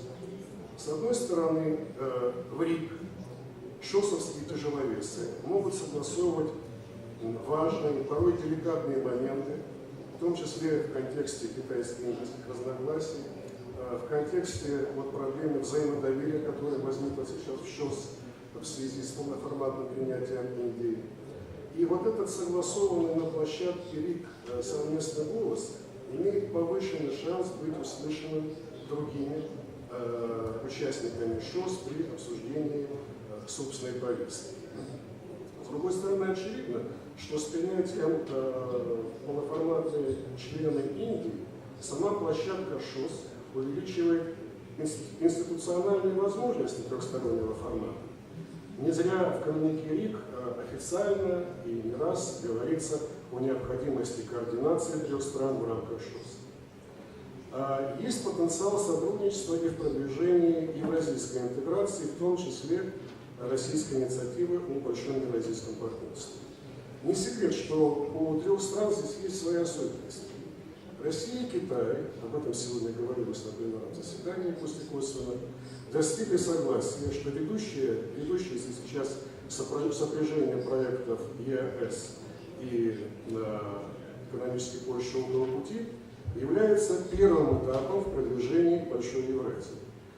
Такая формулировка уже зафиксирована в двух совместных заявлениях по итогам саммитов наших лидеров в 2016 и 2017 году. В этом контексте площадки РИК и ШОС, причем в варианте параллельного взаимодействия, могли бы послужить сближению позиций с Индией, которая, имея свои обоснованные резоны, относится к инициативе «Один пояс, один путь» пока с настороженностью. Признаки такого продвижения согласования, они уже есть, причем именно на площадке РИК. На встрече трех министров иностранных дел в Москве в апреле 2016 года три министра, это зафиксировано в коммюнике, подчеркнули необходимость изучить все подходы к вопросу региональной взаимосвязанности с целью обеспечить большую интеграцию в общем для всех трех сторон региона. конечно, во взаимодействии, с одной стороны, РИК, другой ШОС, есть свои очевидные пределы. ШОС и РИК имеют существенные институциональные различия. ШОС – полноформатная организация, РИК – это неформальная диалоговая структура, пусть с некоторыми элементами институциализации. Поэтому между ними невозможны формальные соглашения типа ШОС-ООН, ШОС-ОСЯН и так далее. Второе различие – это наличие в каждой из структур, пусть и сложного, но тем не менее собственного узлового приоритета. Для ШОС повестка сфокусирована, во-первых, на региональной стабильности и безопасности Центра Евразии, ну, прежде всего в Центральноазиатском регионе, включая борьбу против 3 зон, а во-вторых, в развитии стран-участниц за счет экономического и других направлений сотрудничества. Для РИК характерны задачи более общего характера. Согласование принципиальных подходов тройки к важным глобальным и региональным вопросам. Скажем, в РИК региональная повестка несколько шире, распространяется на весь азиатско-китайский регион. Есть различия, и вот сегодня об этом уже говорилось, в подходе, в части региональной повестки, конкретным вопросам, проблемам терроризма, Афганистана, ну, имеется в виду уже звучавшие здесь различия в толкованиях со стороны Китая. В заключение хотел бы сказать, что взаимодействие РИК и ШОС – это вряд ли тема для суперзавышенных ожиданий. Но потенциал координации здесь есть, он может и должен быть использован. Спасибо, спасибо, Сергей Владимирович, спасибо за такой детальный и глубокий анализ. Действительно, несмотря на некоторые нестыковки, не во всем полную гармонию системы отношений России, Индии, Китай, особенно в формате Индия-Китай, сама вот эта вот система Россия, Индия, Китай, она интегрирована уже де-юра и де-факто в систему ШОС. То есть это одно из центров или ядро Шанхайской организации сотрудничества, несмотря на наличие каких-то даже проблем. То есть фактически произошла как бы некая такая в рамках ШОС институализация системы России, Индии, Китай, которая вот до этого работала как бы на своем самостоятельном треке. Спасибо. Уважаемые коллеги, ну давайте пойдем дальше по повестке. Я с удовольствием предоставлю слово представителю Ирана, представителю, так скажем, молодого научного поколения, исследователю Центра стратегических исследований при Совете, аспиранту факультета права и политических наук Тегеранского университета колледжа Вали. Пожалуйста. И приготовиться Волконскому Борису Михайловичу и Иса Антону.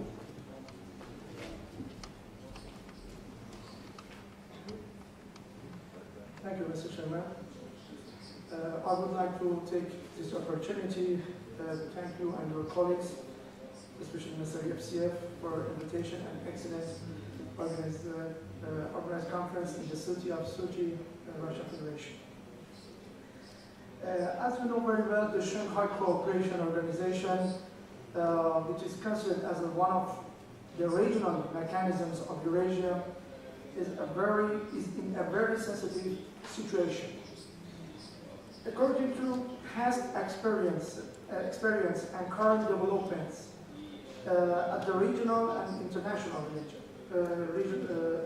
levels, SCO faces major challenges in internal and external arena that some of them are following. First major challenges of the organization is a significant horizontal expansion, which is acceptance of members in a horizon, and vertical expansion, goals and taxes. Over the past 2 decades, that is, in comparison with other regional mechanisms such as NATO, EU, and ASEAN, is very significant.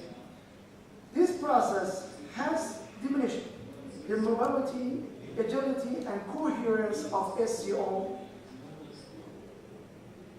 And if the management and control is not proper and clear standards and criteria are not defined, a vast organization with the presence of numerous countries from multiple geographical environments and different political, economic, social, and security defense objectives will be formed. And no doubt extend the efficiency and effectiveness of the Shanghai Cooperation Organization will be diminished. 2. One of the most challenging topics in horizontal development process of the SCO has been process of conversion from observer to main member. While the conversion of Republic of Uzbekistan from observer to main member didn't took more than 1 year, 2000 and 2001.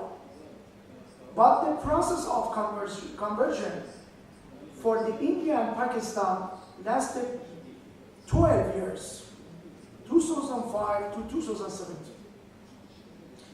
And the situation for Iran, despite the membership of it as the observer from 2005 and countries' withdrawal from the UN Security Council sanction, its status has not yet been clarified yet.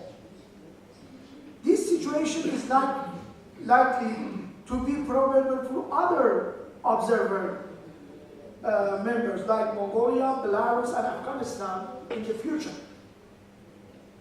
Therefore, evaluating and reviewing the membership adoption approved by the Tashkent Summit 2010, as well as 2 addition commitments and membership regulations approved by the Dushanbe 2014 Summit to establish a more effective and coordinated approach in the context of conversion of observer membership to main members seem to be essential. 3. With the membership of India and Pakistan in Shanghai Cooperation Organization, the number of main members of the organization increased to 8 members. And geographical space and geopolitics of the organization, the population size, economic and defense military capabilities, the presence of 4 nuclear powers, Russia, China, India, and Pakistan, has enjoyed significant expansion, which is a significant and positive development. Nevertheless, SCO is faced with challenge of India and Pakistan in Kashmir conflict as a true main members of SCO, and as well as challenge between Afghanistan and Pakistan as the observer member and the main member of the SCO. And we faced with different understandings of India and Pakistan and Afghanistan in the field of terrorism and extremism, that this process can repeat experience of SARC in the SCO. We shouldn't allow, as my friends in Pakistan, Afghanistan, and India, all of in the SCO shouldn't repeat, should not allow to repeat this process in the SCO. 4. Defining mechanism of a dialogue partner is one of the key initiatives of the Shanghai Cooperation Organization. And in this framework, Armenia, Azerbaijan, Cambodia, Nepal, Sri Lanka, and Turkey have been accepted as the partners in the organization's dialogue. Due to vast geographical context of these countries, which covers from South Asia to Caucasus and Middle East, the SCO has departed from the Eurasian geographical concentration. Meanwhile, This ambiguity should be answered that the dialogue partners membership is a mechanism and a stage for members to promote their status from observer to main member in the SCO or not. Does the mechanisms of the partnership dialogue want to play a role similar to the Partnership for Peace, PFP, our individual partnership of the countries for NATO Pact, which is an introduction to the membership of the candidate countries in the membership of this defense military alliance? We need to answer this ambiguity and question. 5. One of the most important issues about Shanghai Cooperation Organization is the existence of different perspectives on the practical and realistic approach of the organization in the field of regional and international developments. It's very important.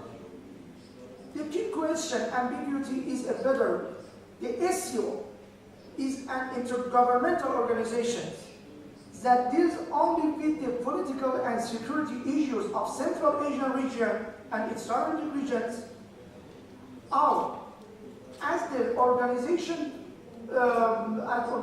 as a new Warsaw, our Eastern NATO is an outward-looking organization, as an anti-hegemonic coalition seeks to play an international role and oppose to goals and interests of transnational actors such as NATO and the United States. The study of documents and final statements of the organization meetings suggests and show that organization at the announcement level has special views and points in criticizing the unipolar war, the process of unitarianism, neglecting the spirit of the Charter of the United Nations, and the rules of international law. And criticism of NATO and the United States. Therefore, at the declaration level at the SCO should be considered as the outward-looking organization. But on the practical level, the SCO has demonstrated an inward-looking organization. The passive position and even the silence of the Shanghai Cooperation Organization with regard to developments such as Georgia crisis in 2008, the Ukrainian crisis, and many Middle East crises such as Syria, Libya, and Yemen, especially the direct military intervention of Russia. This is my, unfortunately, not my last, yes, the 3. Syria is a clear example of this organization inward-looking approach. In the mentioned crisis, each of the member states of SCO has responded differently according to their national and domestic capacities and policies, not in the framework of SCO. While it is expected that a regional defensive security organization such as SCO take more coordinated and effective approach to regional and international developments and stop its current passive silent situation. At the end, I thank you again, ladies and gentlemen, for your patience, and I hope we all could witness more peace, security, and stability throughout the region. Thank you. Спасибо большое. Спасибо, господин Мухтарин. Коллеги, я хотел представить слово доценту Института стран Азии и Африки Московского государственного университета Полкунскому Борису Михайловичу и приготовиться представителю Казахстана, директору центра Чеботареву Андрею Евгеньевичу. Спасибо, Сергей Да. Я постараюсь быть. Да, очень жестко, потому что нам тезисно говорить, еще представитель Узбекистана заслужит, чтобы всех, как говорится, удовлетворить. Пожалуйста. Поскольку многое из того, о чем я собирался говорить, уже сказано другими выступавшими, поэтому я стараюсь быть очень тезисным. Тема моего выступления – это то новое, что принесло вступление Индии и Пакистана в повестку дня Шанхайской организации сотрудничества. Разумеется, пока делать какие-то обобщающие выводы еще рано, прошло просто мало времени, а основные вопросы, которые входят в повестку дня Шанхайской организации сотрудничества, они уже проверены годами. Это борьба с терроризмом, безопасность, экология, межкультурное взаимодействие, и так далее. Поэтому здесь резкого разворота повестки дня не было, естественно, но безусловно, что само по себе вступление в организацию двух стран с общим населением почти 1,5 миллиарда человек, вступление такой страны, как Индия, которая по паритету покупательной способности является третьей экономикой мира и второй в Азии, и введение в сферу ответственности организации целого региона Южной Азии, безусловно, придает новое звучание и вносит новые аспекты, даже те вопросы, которые вошли в повестку дня давно.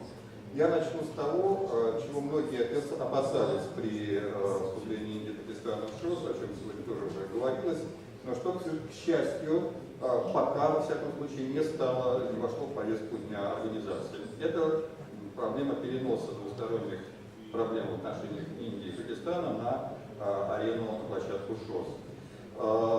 Не секрет, что, допустим, самый болезненный вопрос в взаимоотношениях Индии и Пакистана, это кашмирский вопрос. Пакистан стремится интернационализировать и рассматривать его на различных международных площадках. Индия же рассматривает его как двусторонний, позиция России в этом вопросе также совпадает с индийской позицией, то есть мы считаем, что это вопрос двусторонних отношений Индии и Пакистана. И когда в Астане летом прошлого года членство Индии и Пакистана было оформлено, полноправное членство в ШОС, то со стороны старых членов ШОС получало недвусмысленное предостережение не выносить двусторонние вопросы на повестку дня организации. Пока, насколько я могу судить, это соблюдается. Тем более, что, в общем, такие предостережения выступил Китай. Китай – это ближайший союзник Пакистана. Поэтому, думаю, здесь пока некие, так сказать, согласия по этому вопросу достигнут.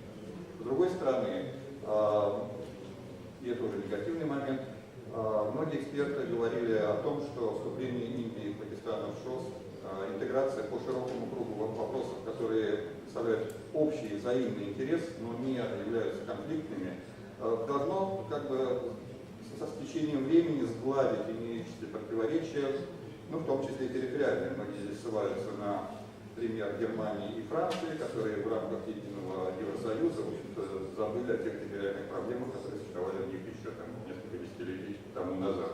Но пока в случае Индии и Пакистана такого позитивного развития не наблюдается. Будем надеяться, что это вопрос дальнейшего развития интеграции, интеграционных процессов на евразийском континенте.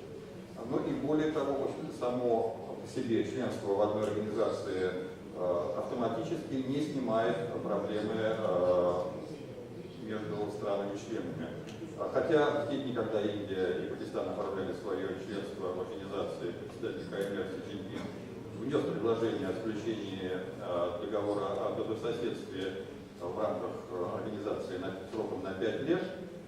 Буквально в те же дни или чуть позже между Индией и Китаем возникло очень серьезное напряжение, связанное со спорами между Китаем и Бутаном вокруг территории Плату-Доплам, которая была вручена Индии. Страны Индии и Китая звучали достаточно воинственные заявления, но как-то эту ситуацию удалось разрулить. То есть пока до сглаживания, тем более решения двусторонних противоречий между странами-членами ШОС, еще очень далеко. И это, разумеется, вопрос печальный.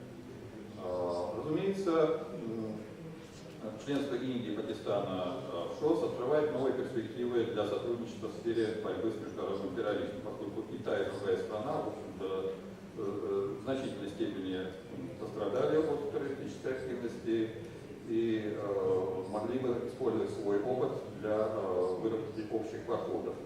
Я думаю, все согласны с тем, что терроризм – это общий враг, и борьба с ним должна вестись сообща с теми государствами, несмотря ни на какие проблемы между ними. Однако, когда дело доходит до конкретных деталей, до проблем на земле, как говорится, мы видим, что позиции Индии и Пакистана расходятся очень серьезно, и это может сказаться на налаживании сотрудничества. Индия обвиняет Пакистан в поддержке террористов на своей территории. Пакистан выдвигает встречное обвинение, обвиняет Индию обоснованно, необоснованно, поставим на Пакистана в поддержке сепаратизма в Белуджистане. Ну и здесь мы видим, с одной стороны, расширение перспектив, с другой стороны, достаточно серьезные вызовы и множество проблем, над которых еще предстоит работать. Третий момент, который я хотел бы отметить, это, конечно, возможность сотрудничества в рамках ШОС с вступлением Индии и Пакистана по вопросам регулирования в Афганистане, но после великолепного выступления генерала Шарма я мало что могу добавить. Я, безусловно, согласен с тезисом, звучавшим в его выступлении о том, что надо уходить от менталитета игры с нулевой суммы, zero sum mentality. Но опять-таки, когда доходит до решения конкретных вопросов, мы видим, что инерция этой ментальности, инерция этого менталитета игры с нулевой суммой, она до сих пор действует. Если мы говорим с индийскими экспертами, часто приходится слышать такое предложение: давайте создадим некое объединение, иногда звучит слово альянс, в составе Индии, России и Ирана, выработаем общую позицию, и вот с этих общих позиций будем подходить к решению этих проблем. Говоришь с пакистанскими экспертами, там тоже предлагают тройственный союз, но уже в другом составе. Пакистан, Китай, Россия. Конечно, очень лестно, что и те, и другие приглашают Россию, но в целом я вижу, что эта ситуация как раз продолжение того самого менталитета игры с нулевой суммой, когда одна из сторон пытается получить преимущество за счет другой. Мне кажется, что здесь речь должна идти не о опыт, я опять же, генерал Шарма об этом прекрасно говорил, что если мы забываем историю, то мы ее неизбежно повторим. А опыт как раз истории 90-х годов показывает, что игра с нулевой суммой в Афганистане может привести только к ситуации всеобщего проигрыша, lose-lose situation. Необходимо же выработать такой подход, целостный подход, когда выигрыш оказались бы все, win-win approach. Вот для этого, конечно, надо усадить все стороны, все заинтересованные стороны за стол переговоров. Надо надеяться, и сегодня тоже уже в недавнем заседании звучало, что в ближайшей, по крайней мере, среднесрочной перспективе Иран и, чуть позже, Афганистан тоже станут полноправными членами ШОС. Я думаю, что здесь как раз возможности для сотрудничества открыты очень широкие. Я с целью сокращения времени оставлю. Буквально одна проблема, я не буду о ней подробно говорить. Да, коротко. Есть проблема такая, о которой не говорилось ни сегодня, ни на пленарном заседании, ни здесь. Проблема нетрадиционной угрозы безопасности, проблема водопользования на трансграничных реках. К сожалению, вот нет, во-первых, нет единого международного свода правил, обязательного для исполнения решения этих проблем. И абсолютно все страны, члены ШОС, так или иначе задействованы в этой проблематике, либо как страны, находящиеся выше по течению, либо как страны, находящиеся ниже по течению. Но Индия, как страна, которая находится, допустим, в отношении Пакистана выше по течению, а в отношении реки Брахмапутра, в отношении Китая ниже по течению, значит, здесь, мне кажется, вот именно вступление Индии и Пакистан очень сильно страдает от проблем водопользования. Мне кажется, вот настало время выработать такой тоже единый подход и создать, может быть, региональную конвенцию по водопользованию, которая была бы обязательна для исполнения всех стран. Потому что водные проблемы некоторые эксперты называют главной причиной войн 21 века. Спасибо, Борис Николаевич, большое за вашу короткое, жесткое, четкое и очень глубокое выступление. Я бы хотел предоставить сейчас слово представителю Казахстана, директору Центра актуальных исследований «Альтернатива» Чеботареву Андрею Евгеньевичу, и приготовиться представителю Узбекистана Сайфуллину Рафику Шамрулаевичу. А после выступления Сайфуллина мы проведем 10-минутный короткий дискашн, то есть обсуждение.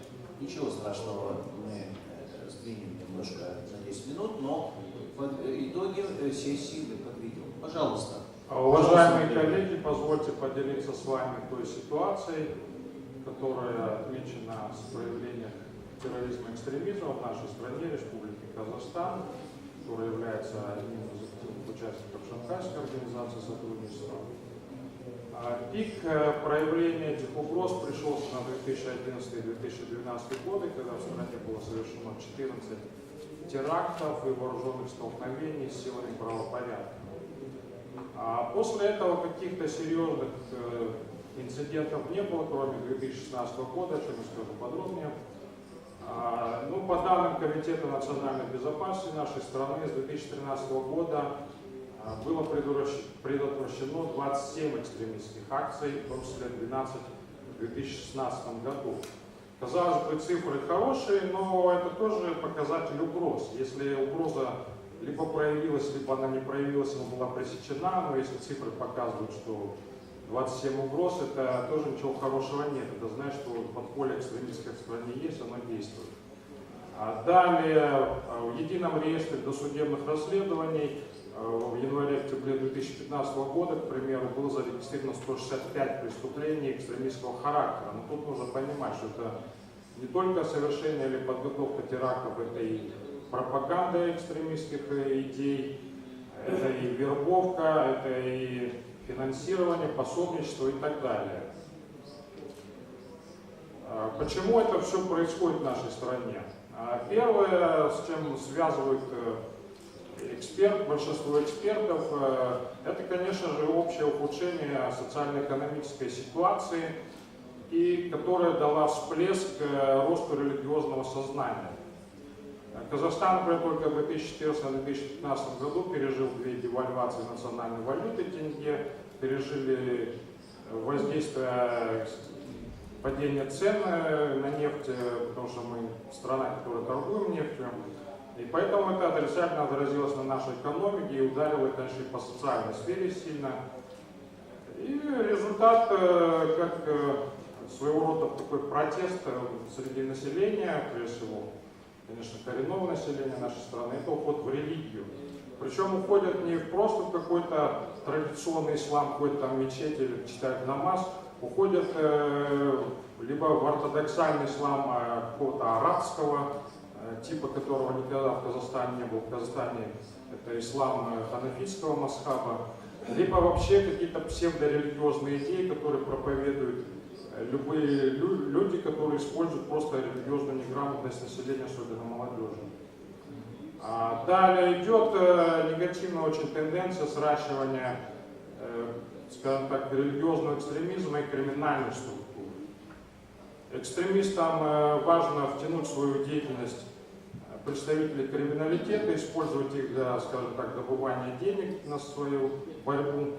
А многие ОПГ, они просто-напросто используют религию как бы для прикрытия своих противоправной деятельности. Недавно, в прошлом году, была разоблачена преступная группировка, до этого она была просто объединена ОПГ, а тут выяснилось, что они, оказывается, еще добывают деньги путем кражи, похищения нефти, куда-то то ли в Сирию отправляют, то ли еще куда-то используют, еще пока не выяснено. Далее, что еще можно отметить? Конечно, Казахстан находится под давлением геополитических факторов. Раньше это был Афганистан, который притягивал к себе определенную часть, скажем так, экстремистски настроенных казахстанцев, но после появления исламского государства этот процесс особенно возрос.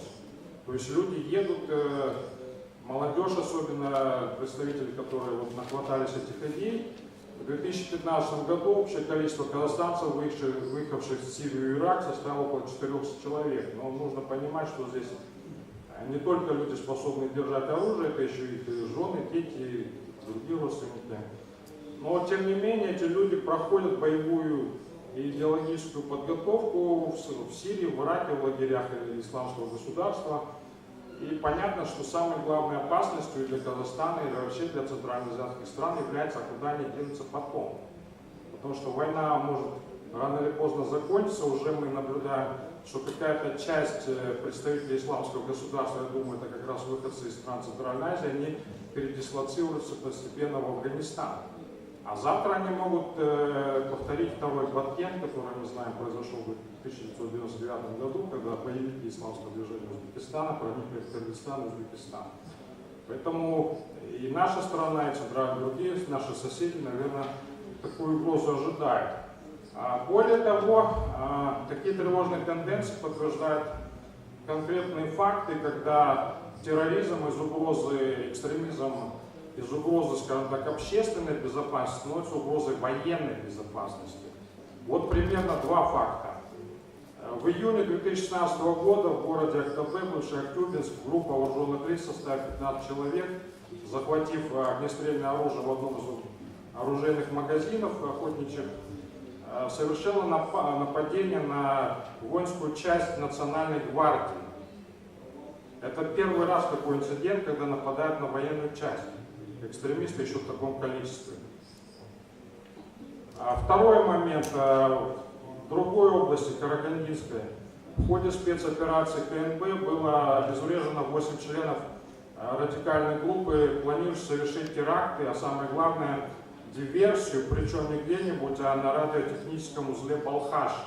А это российский военный объект, который находится на территории Республики Казахстан. Также наблюдается тенденция создания таких, можно сказать, интернациональных групп, например, из граждан Казахстана и Кыргызстана. До этого были случаи задержания таких групп с участием граждан Узбекистана и Казахстана и так далее.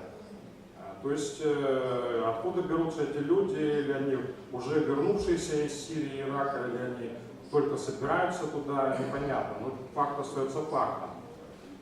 Несмотря на то, что за последние несколько лет немножко эта угроза снизилась, тем не менее есть негативные моменты, которые тормозят борьбу с этим явлением в нашей стране. Первое — это то, что, как бы правильно сказать, у казахстанских экстремистов нет какой-то единой организации или хотя бы координирующего центра. Допустим, если у ИГИЛ или у Талибана есть руководство, которое можно уничтожить и как-то повлиять на их деятельность, у нас нет какой-то единой организации, нет даже сети. Это люди, которые действуют самостоятельно, не будучи связанными с друг другом. Понятно, что приходится бороться органам национальной безопасности, неизвестно с кем. Они даже не могут четко ответить, с кем эти люди связаны. С исламским государством, с Талибаном, какую-то они организацию представляют и так далее. А второе, у нас длительное время считалось, что терроризм и экстремизм — это, скажем так, явление, обусловленное внешними обстоятельствами. Сейчас, слава Богу, признано, что все-таки внутренние факторы играют роль социально-экономического характера, религиозного характера. Тем не менее, акцент делается на регулировании ситуации в сфере религии. В 2016 году у нас создано Министерство по делам религии и гражданского общества, но, уделяя внимание вопросу религиозного характера, все-таки низкий уровень наблюдается по работе с молодежью. А именно молодежь — это самая такая часть населения, которая подвергается и воздействию экстремистским идеям и находится, конечно, не в лучшем социально-экономическом состоянии. По оценкам научно-исследовательского центра молодежь, более 55% экстремистов являются молодыми людьми в возрасте 17-29 лет. И вот те факты, которые я сказал, они как раз наглядно это и показывают. То есть люди в таком возрасте уже берутся за оружие. Да, я заканчиваю. И, конечно, речь идет о том, что в этих условиях, хотя это происходит у нас, в Казахстане, но мы видим, что идет распространение угрозы для всей Центральной Азии, для Китая. И поэтому, конечно, нужно усилить сотрудничество межгосударственного характера, прежде всего по линии антитеррористического центра СНГ и РАЦ, региональной антитеррористической структуры ШОС. Я думаю, меры в этом направлении можно как бы... Спасибо большое. Спасибо большое, Андрей Евгеньевич. Очень интересные факты, интересный очень материал, действительно новый. Уважаемые коллеги, я хотел бы предоставить заключительному спикеру слово нашей секции, значит, представителю Узбекистана, экс-советнику президента Республики Узбекистан, профессору Сайфуллину Рафику Шамбулаевичу. Пожалуйста. И после этого мы проведем, как я уже говорил, большие итоги. Пожалуйста. Спасибо. Я понимаю всю свою сложность, очень до боли знакомая ситуация, как-то в Челябинске такая же. Мне дали 1,5 минуты. Сейчас у вас, как у всех, у нас социальная справедливость. Но мне минута 40 секунд, эффект на 10 секунд больше, чем. Ну, вы понимаете, что перед обедом всегда сложно выступать, все хотят кушать, и после обеда тоже все хотят спать. Но хорошо выступать завершающе. Можно не повторять все то, что было сказано сегодня и на пленарном заседании сейчас. Можно быть согласен, не согласен, и все. Поэтому, если позволите, я не буду делать классическое сообщение, которое принято делать на конференциях такого рода, просто потому что бутерброд, который готовил в качестве выступления, ну, вы уже его съели, начинку во всяком случае. И просто, если позволите, будут какие-то ставить общие обобщающие вопросы, и как нам это представляется, какие ответы на них есть. Почему такой повышенный интерес сегодня к ШОС? Ну, понятно, что через 2 месяца саммит. Понятно, что идет активная подготовка на всех уровнях, везде все, кому не лень, кто этим занимается, они вынуждены ускорять свою работу. Потому что ШОС изменил свой формат, о чем все говорим. Была шанхайская пятерка, она выполнила свои функции. Потом Узбекистан присоединился, стало ШОС. Там другие были функции, были концептуально понятны, вопросы безопасности. Теперь вошли Индия, Пакистан, теперь уже шанхайская 8, но сейчас не очень понятно. Так что из себя представляет ШОС и чего она добилась? На мой взгляд, первое и главное решающий вывод, то, что ШОС всем своим видом, всей своей деятельностью доказала, что короткая историческая эпоха, небольшой период однополярного мира благополучно закончилась. Кому-то это нравится, кому-то нет, но если не закончится, это начало окончания однополярного мира. Это первый, на мой взгляд, основной вывод. Есть ли результаты деятельности ШОС в том виде, как она существовала? Да, конечно, есть. Но единственный из них это РАЦ, региональная антитеррористическая структура. Все остальное показывает, что нет никаких многосторонних проектов, в которых все члены ШОС участвуют. Только двусторонних. Ну, под зонтиком ШОС пусть развивается, ради бога. Поэтому что такое ШОС сегодня? Ну, ответы самые разные. Для кого-то это просто, извините, китайская кормушка, все хотят присоединиться к богатеющей стране, совершенно сумасшедшими и хорошо, темпами. Ну, а кто-то считает, что это новый виток большой геополитической игры вокруг вот этого евразийского узла, где сконцентрирован ШОС. Видимо, и те, и другие правы, но надо напомнить, как сегодня уже говорил, ШОС создавался как организация для обеспечения безопасности. Сейчас все больше говорят о сотрудничестве. Сотрудничество в какой сфере? Мне очень понравилось выступление господина Третьякова. Да, что-то в вопросах безопасности мы достигли. Что-то в вопросах экономического сотрудничества есть какие-то подвижки, но это двусторонние, как правило. Он сказал о необходимости развивать сотрудничество в сфере информационной безопасности. Я очень рад, что на предстоящем саммите ШОС, и есть большие надежды, будут проведены 2 мероприятия в совершенно новом формате для ШОС. Это будет форум женщин ШОС, это замечательно, и это будет форум для представителей средств массовой информации стран ШОС. Вот здесь можно сделать очень такой мощный, качественный рывок вперед. Так вот, как представляется, что ШОС все-таки она локомотивом в этой организации был и остается, разумеется, Китай. Китай, который играет, ну скажем так, роль первой скрипки в оркестре, остальные формируют свои более или менее крупные и средние масштабные проекты. Для кого-то, без обид сейчас скажем, Киргизия, это, скажем, возможность решить очень наболевшие внутренние проблемы, в том числе включая, скажем, вопросы развития транспортной национальной инфраструктуры. Для кого-то, как, скажем, Таджикистан, необходимы долгосрочные кредиты и инвестиции, тоже понятно, объективно. В Казахстане, возможно, рассчитывают на ШОС для удовлетворения своих региональных и субрегиональных амбиций. В Узбекистане, например, ищут в том числе и в рамках ШОС новые подходы к региональной интеграции. Ну, а новые участники ШОС в лице Индии и Пакистана еще проходят стадию адаптации, скажем так, формирования своей позиции в отношении ШОС. Ну, а кто-то, как вот и сегодня это показали, Иран, Афганистан, не только уже приглядывается, а стучаться в двери, возьмите, мы тоже готовы. В такой ситуации наиболее плодотворно и результативно, конечно, выглядит Китай, который успешно исполняет роль инструмента реализации, для которого ШОС – это хороший инструмент для реализации программы «Один пояс, один путь». К сожалению, пока не оправдались абсолютно надежды на то, что ШОС может придать стимул для этой реализации многообещающей идеи сопряжения ЕАЭС и пояс путь. Потому что хоть сегодня были такие оптимистические прогнозы, 2019 год, но оптимизм пока на бумаге. А вот когда что-то появится, уже можно будет уже и конкретизировать. Но пока тут воз не там. Ну, очевидно, что страны-участники ШОС с учетом этой своей позиции будут продолжать свою деятельность только с позиции и с учетом своих собственных национальных интересов. Так вот, где эти приоритеты? Здесь нет взаимоприемлемой концепции. Мы до конца не можем для себя дать ответ. Что такое ШОС сейчас, для чего, зачем, в какой форме и на чьи, извините, выражения деньги. Так вот, где приоритет сейчас ШОС? Безопасность или сотрудничество? Но это вопрос сегодня, что первичный, яйцо или курица. Без безопасности многосторонние долгосрочные проекты не построишь, не реализуешь. Без этих проектов не будет стимула для того, чтобы обеспечить совместными усилиями какие-то меры по обеспечению безопасности в Центральной Азии.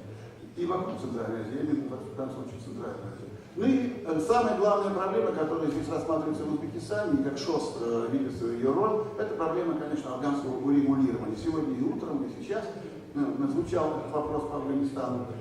Мы очень хорошо знаем проблемы Афганистана и глубоко их изучаем, но мы не в состоянии, скажем, все решить. Да, организовали конференцию в Министерстве в Ташкенте, хорошо, все приехали, ура, ура. Дальше что? Дальше вот возникает вопрос, кто возьмет себе роль, так сказать, гаранта внутриафганского переговора и диалога. К сожалению, в Ташкент талибы не приехали. Была надежда, что все-таки они приедут, и будет попытка все-таки подвинуть официальное руководство Афганистана талибов к внутреннему диалогу, без предварительных условий. Этого не произошло, но это можно сделать. И здесь есть такая форма, как в рамках ШОС плюс Китай. Тем более Китай, как вы все знаете, имеет очень хорошие возможности и рычаги давления и влияния и на Пакистан, и на талибов. Контакты имеются, вы все об этом прекрасно знаете, если не будем закрывать глаза на правду. Так что мы, в принципе, смотрим на ШОС с оптимизмом. ШОС доказывает свою жизнеспособность. ШОС, в принципе, является очень ярким признаком вот этой главной глобальной мировой тенденции, что англосаксы, которые, как сказать, доминируют, ну, время их подходит к концу. Но надо учитывать следующее. Попытки форсировать прием новых членов ШОС чреват многими опасностями. Я вспоминаю в заключении только один тезис, беседу с одним таким англосакским экспертом, который сказал: да пусть принимайте кого хотите. Сейчас вот Индия, Пакистан, там, Афганистан, Иран, да ради Монголию, Белоруссию. И вы сделаете мини-ООН, который как большой воздушный шар, рано или поздно лопнет. Так вот, мне кажется, надо думать о перспективах вот такого развития, такого сценария, и идет уже более-менее взвешенный стратегический вывод. Спасибо. Спасибо, Рафик Шамрулаевич. Я думаю, вы сделали очень новый аппетитный бутерброд, совершенно шикарный. С точки зрения и креатива, и контента, и содержания. Коллеги, я объявляю короткий 10-минутный сессию обсуждения наших 10 докладов. Я напоминаю, что мы рассмотрели сквозную проблематику безопасности в зоне ШОС и в целом Большой Евразии. Прозвучали интересные, конкретные, практические предложения, мы их еще структурируем и послезавтра на пленарной заключительной сессии доложим. Эти предложения есть, они есть и у генерала Клименко, и у профессора Шидзе, и у генерала Шарма, и у других. Поэтому это очень хорошо. Второе, предваряю нашу короткую сессию, конечно, все выступления были креативными, ценными и очень глубокими. Особо хотелось бы отметить, конечно, презентацию генерала Шарма, который разложил практически афганские террористические силы и сделал тоже практические предложения. Ну и, конечно, мы не можем специально не отметить эмоциональное, очень сильное выступление депутата сирийского парламента Саадик Марии. И вообще ее слова, она сказала: борьба за Сирию – это борьба, я цитирую, за многополярный мир. Это эпицентр мира. Ну, действительно, это сильно сказано, и я вообще вывел бы ее слова как красную линию. Но это коротенькое вступление. Пожалуйста, коллеги, коротко, 2-3 минуты, реплики, замечания. Только представляйтесь. Пожалуйста. Даю слово. Только, please, introduce. Please, пожалуйста. Indian. I have a question. Please. I have a question. Микрофон только включите. Мы не будем выходить на трибуны, поскольку это у нас обсуждение. Включите и 2-3 минуты реплики, вопросы или какие-то замечания. Короткая сессия, 10 минут. Пошло. И представьтесь. I have actually two queries. One, the Shanghai Cooperation Organization is... Включен микрофон. It's on. It's on.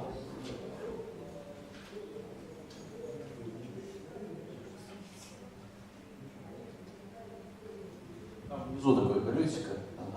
The SEO is organizing peace mission exercises for the past decade and a half. What has been the experience in counter-terrorism? Number one question to the Lieutenant General who made the first presentation. Is it question? It's a question. Кому?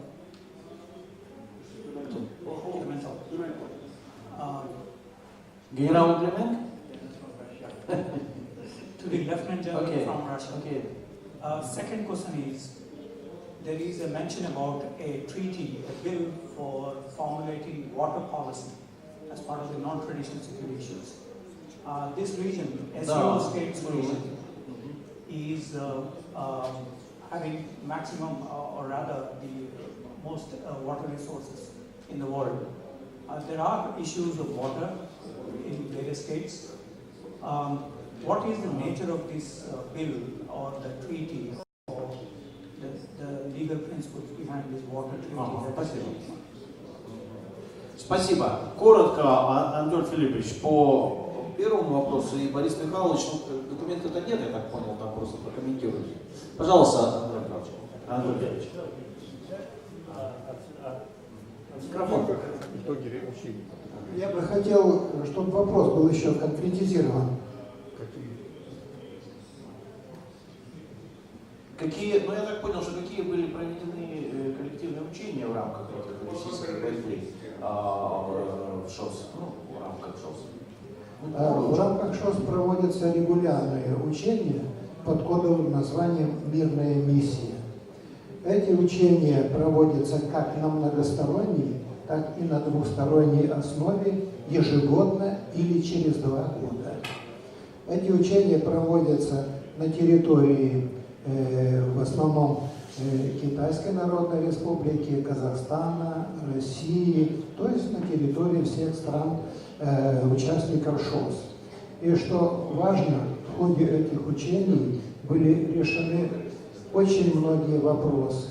Во-первых, по железнодорожным перевозкам войск, по авиационным перевозкам. Все вот эти вот, они потребовали внесения некоторых поправок законодательства различных стран, чтобы это можно было делать. Ну и, естественно, в ходе этих учений отрабатывается оперативная совместимость.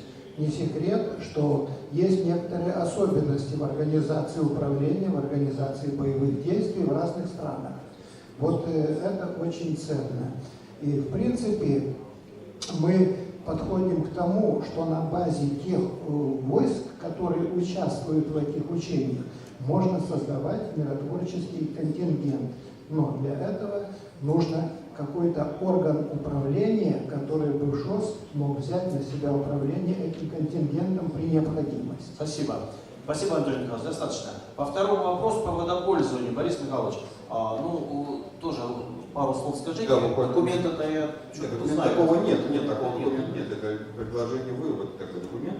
Мне кажется, просто существуют две основные международные конвенции 92 и 97 года, но они не относятся к региону Южной и Центральной Азии.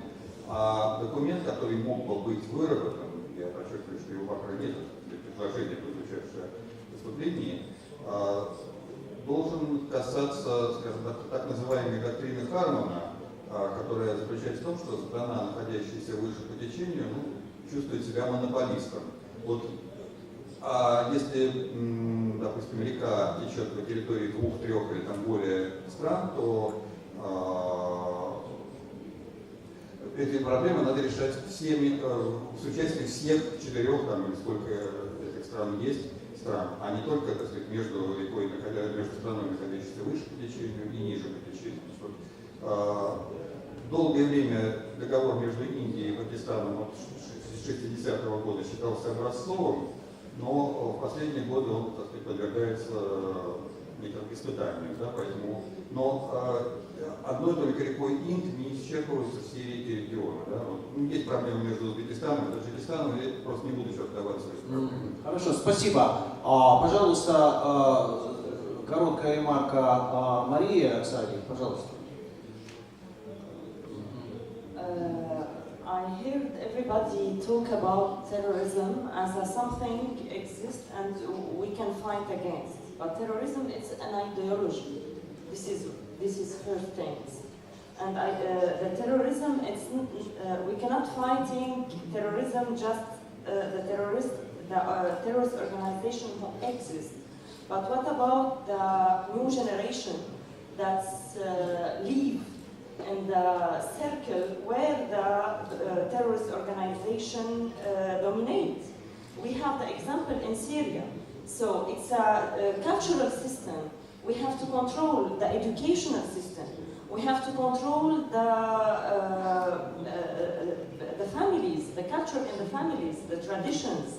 And we have to control also what's the ideology of religious and how they, so it's something we have to rebuild and recontrol a system, and also it's a question to ask for the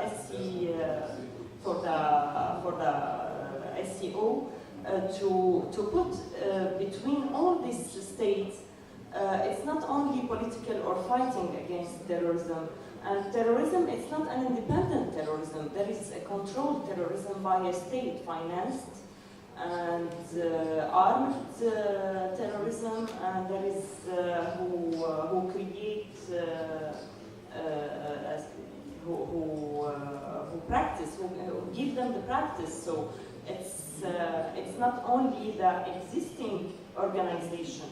It's an ideology. It's a new generation, and it's very easy that recreate a new organizational cells as well. So we have to look for the future, how we can put the end and how we can stop this as an ideology. So there is something very fundamental things and principles. Спасибо, Мария. Коллеги, вот я хотел бы еще обратить внимание на очень важный момент. У нас на сессии афганский вопрос прозвучал в разных аспектах. И смотрите, вот Рафик Шабарулаевич Сайфуллин отметил, что талибы не захотели на Ташкентскую конференцию. При этом интересная информация генерала Шарма, он разбил на 8 групп и говорит, что диалог нужен. То есть в разных аспектах вот этот, казалось бы, такой частный вопрос, но он достаточно важен вот в контексте Афганистана сопредельного и члена ШОС, точнее наблюдателя ШОС. То есть афганская проблема, сирийская проблема, вот выстраивается такая вот у нас, к сожалению, повестка борьбы с терроризмом. Пожалуйста, это так, мои мысли вслух. Пожалуйста, представьтесь только. Thank you. I am Professor Abdul Salam Lodi, belongs to Baluchistan University of Information Technology, Engineering Management, Quetta. I think we are highly thankful to SCO, including Pakistan and India in the organization, and with some conditions that we will not talk about issues like they are bilateral issues, just like Kashmir. And there are other bilateral issues, just like the SCO, when organizing some conferences on, they should think about the material which is going to be present at that conference. If there is some controversial things, they should stop it. And because we entered in this organization with an open heart and open mind that we should work for development, we should work for win-win situations where we should get benefit and give benefit to the member countries, and avoid the things just like Quetta Sharia and these things will create problems. And it will not be like SARC, because as our member told that it will go fail like SARC or something. Because here we have Russia, China and big power. They can do with just, they can go with just, and we will help them and cooperate in this organization. Thank you. Да, коллеги, я хотел бы поддержать вот это, то, что профессор Салам сказал, действительно очень важно. Ведь у нас фактически два подхода образовалось. Один такой позитивный, что расширение это позитив доминирует, и это очень хорошо. Но часть экспертов, в частности профессор Шидзе из Китая, сказали, что все-таки расширение, оно усиливает асимметрию, как он сказал, асимметрию организации, что внутренняя координация усложняется, и с этим трудно не согласиться, действительно. То есть, правда, как говорится, есть и в том подходе позитивном, что расширение это хорошо, и в том, что расширение создает проблемы. И не только Шидзе, и ряд других экспертов. То есть вот два подхода, но истина, видимо, посередине. Это так, слух. Еще, пожалуйста, короткие, пожалуйста, представьтесь только. Сеор Мустафаев, Институт стратегических исследований, президент Республики Узбекистан, уникальный комментарий. Вот сегодня много говорилось, что ШОС переживает свою эволюцию, да, новый период становления. Данный период является не только открывает новые возможности, да, но и является определенной проверкой находчивости. В этой связи хотел бы обратить внимание на следующий принципиальный момент. Это было в первую очередь сказано, то, что двусторонние противоречия между отдельными странами должны наноситься, да, на базе ШОС. А второе, после создания организации прошло 18 лет. Много саммитов проходит заседания, да, на экспортном уровне предложений много, но как таковой комплексного анализа деятельности организации не проводилось. В этой связи, может, я предлагаю, по моему мнению, настало время провести определенную инвентаризацию. Да? Мы не должны бояться подвергать критическому анализу нашу уголовно-правовую базу, да, что работает, что не работает.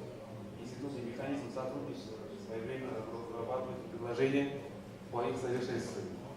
Всегда быть на шаг впереди в оценке ключевых тенденций и процессов.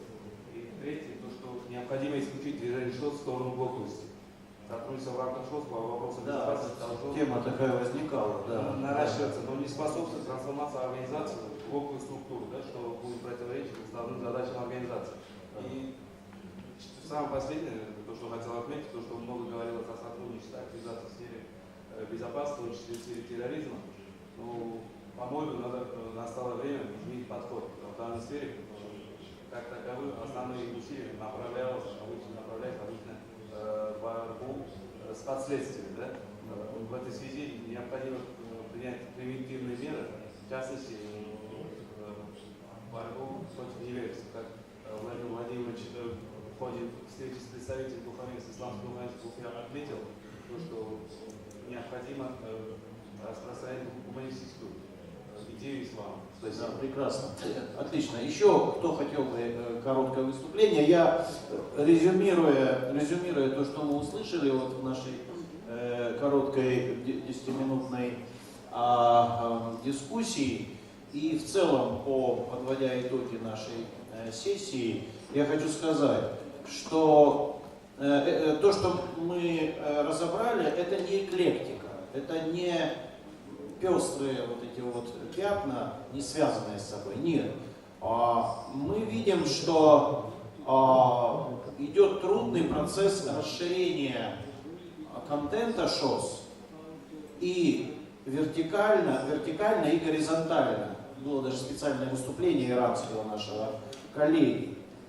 Второе. Мы видим расширение повесток ШОС, усложнение повесток ШОС.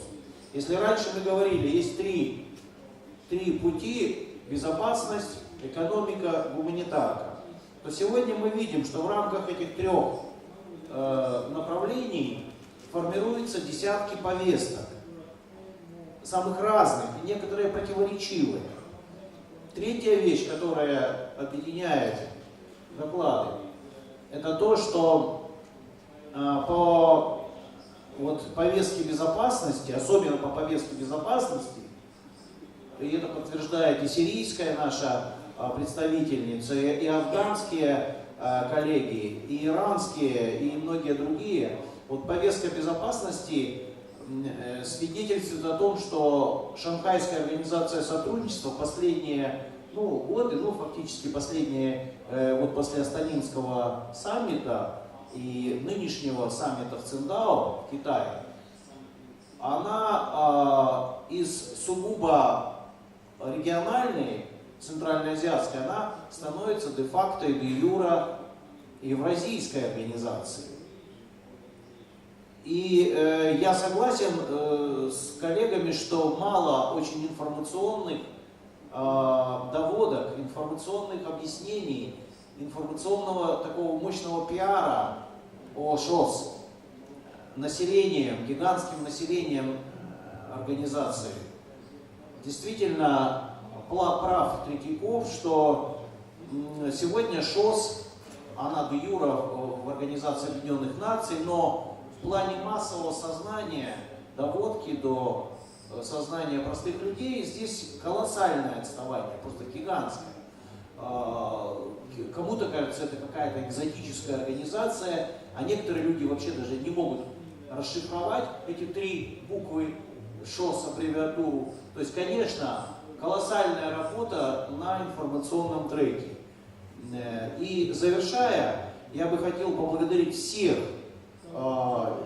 10 спикеров, каждого из 10 спикеров, которые блестяще выступили, и передать палочку, как говорится, эстафетную завтра в рамках этой секции безопасности нашему коллеге, нашему начальнику и Евсееву Владимиру Валерьевичу. Спасибо.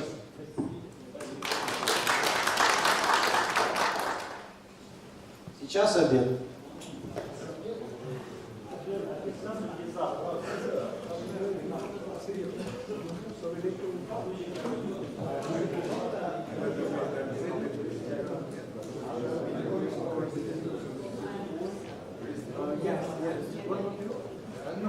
Yes.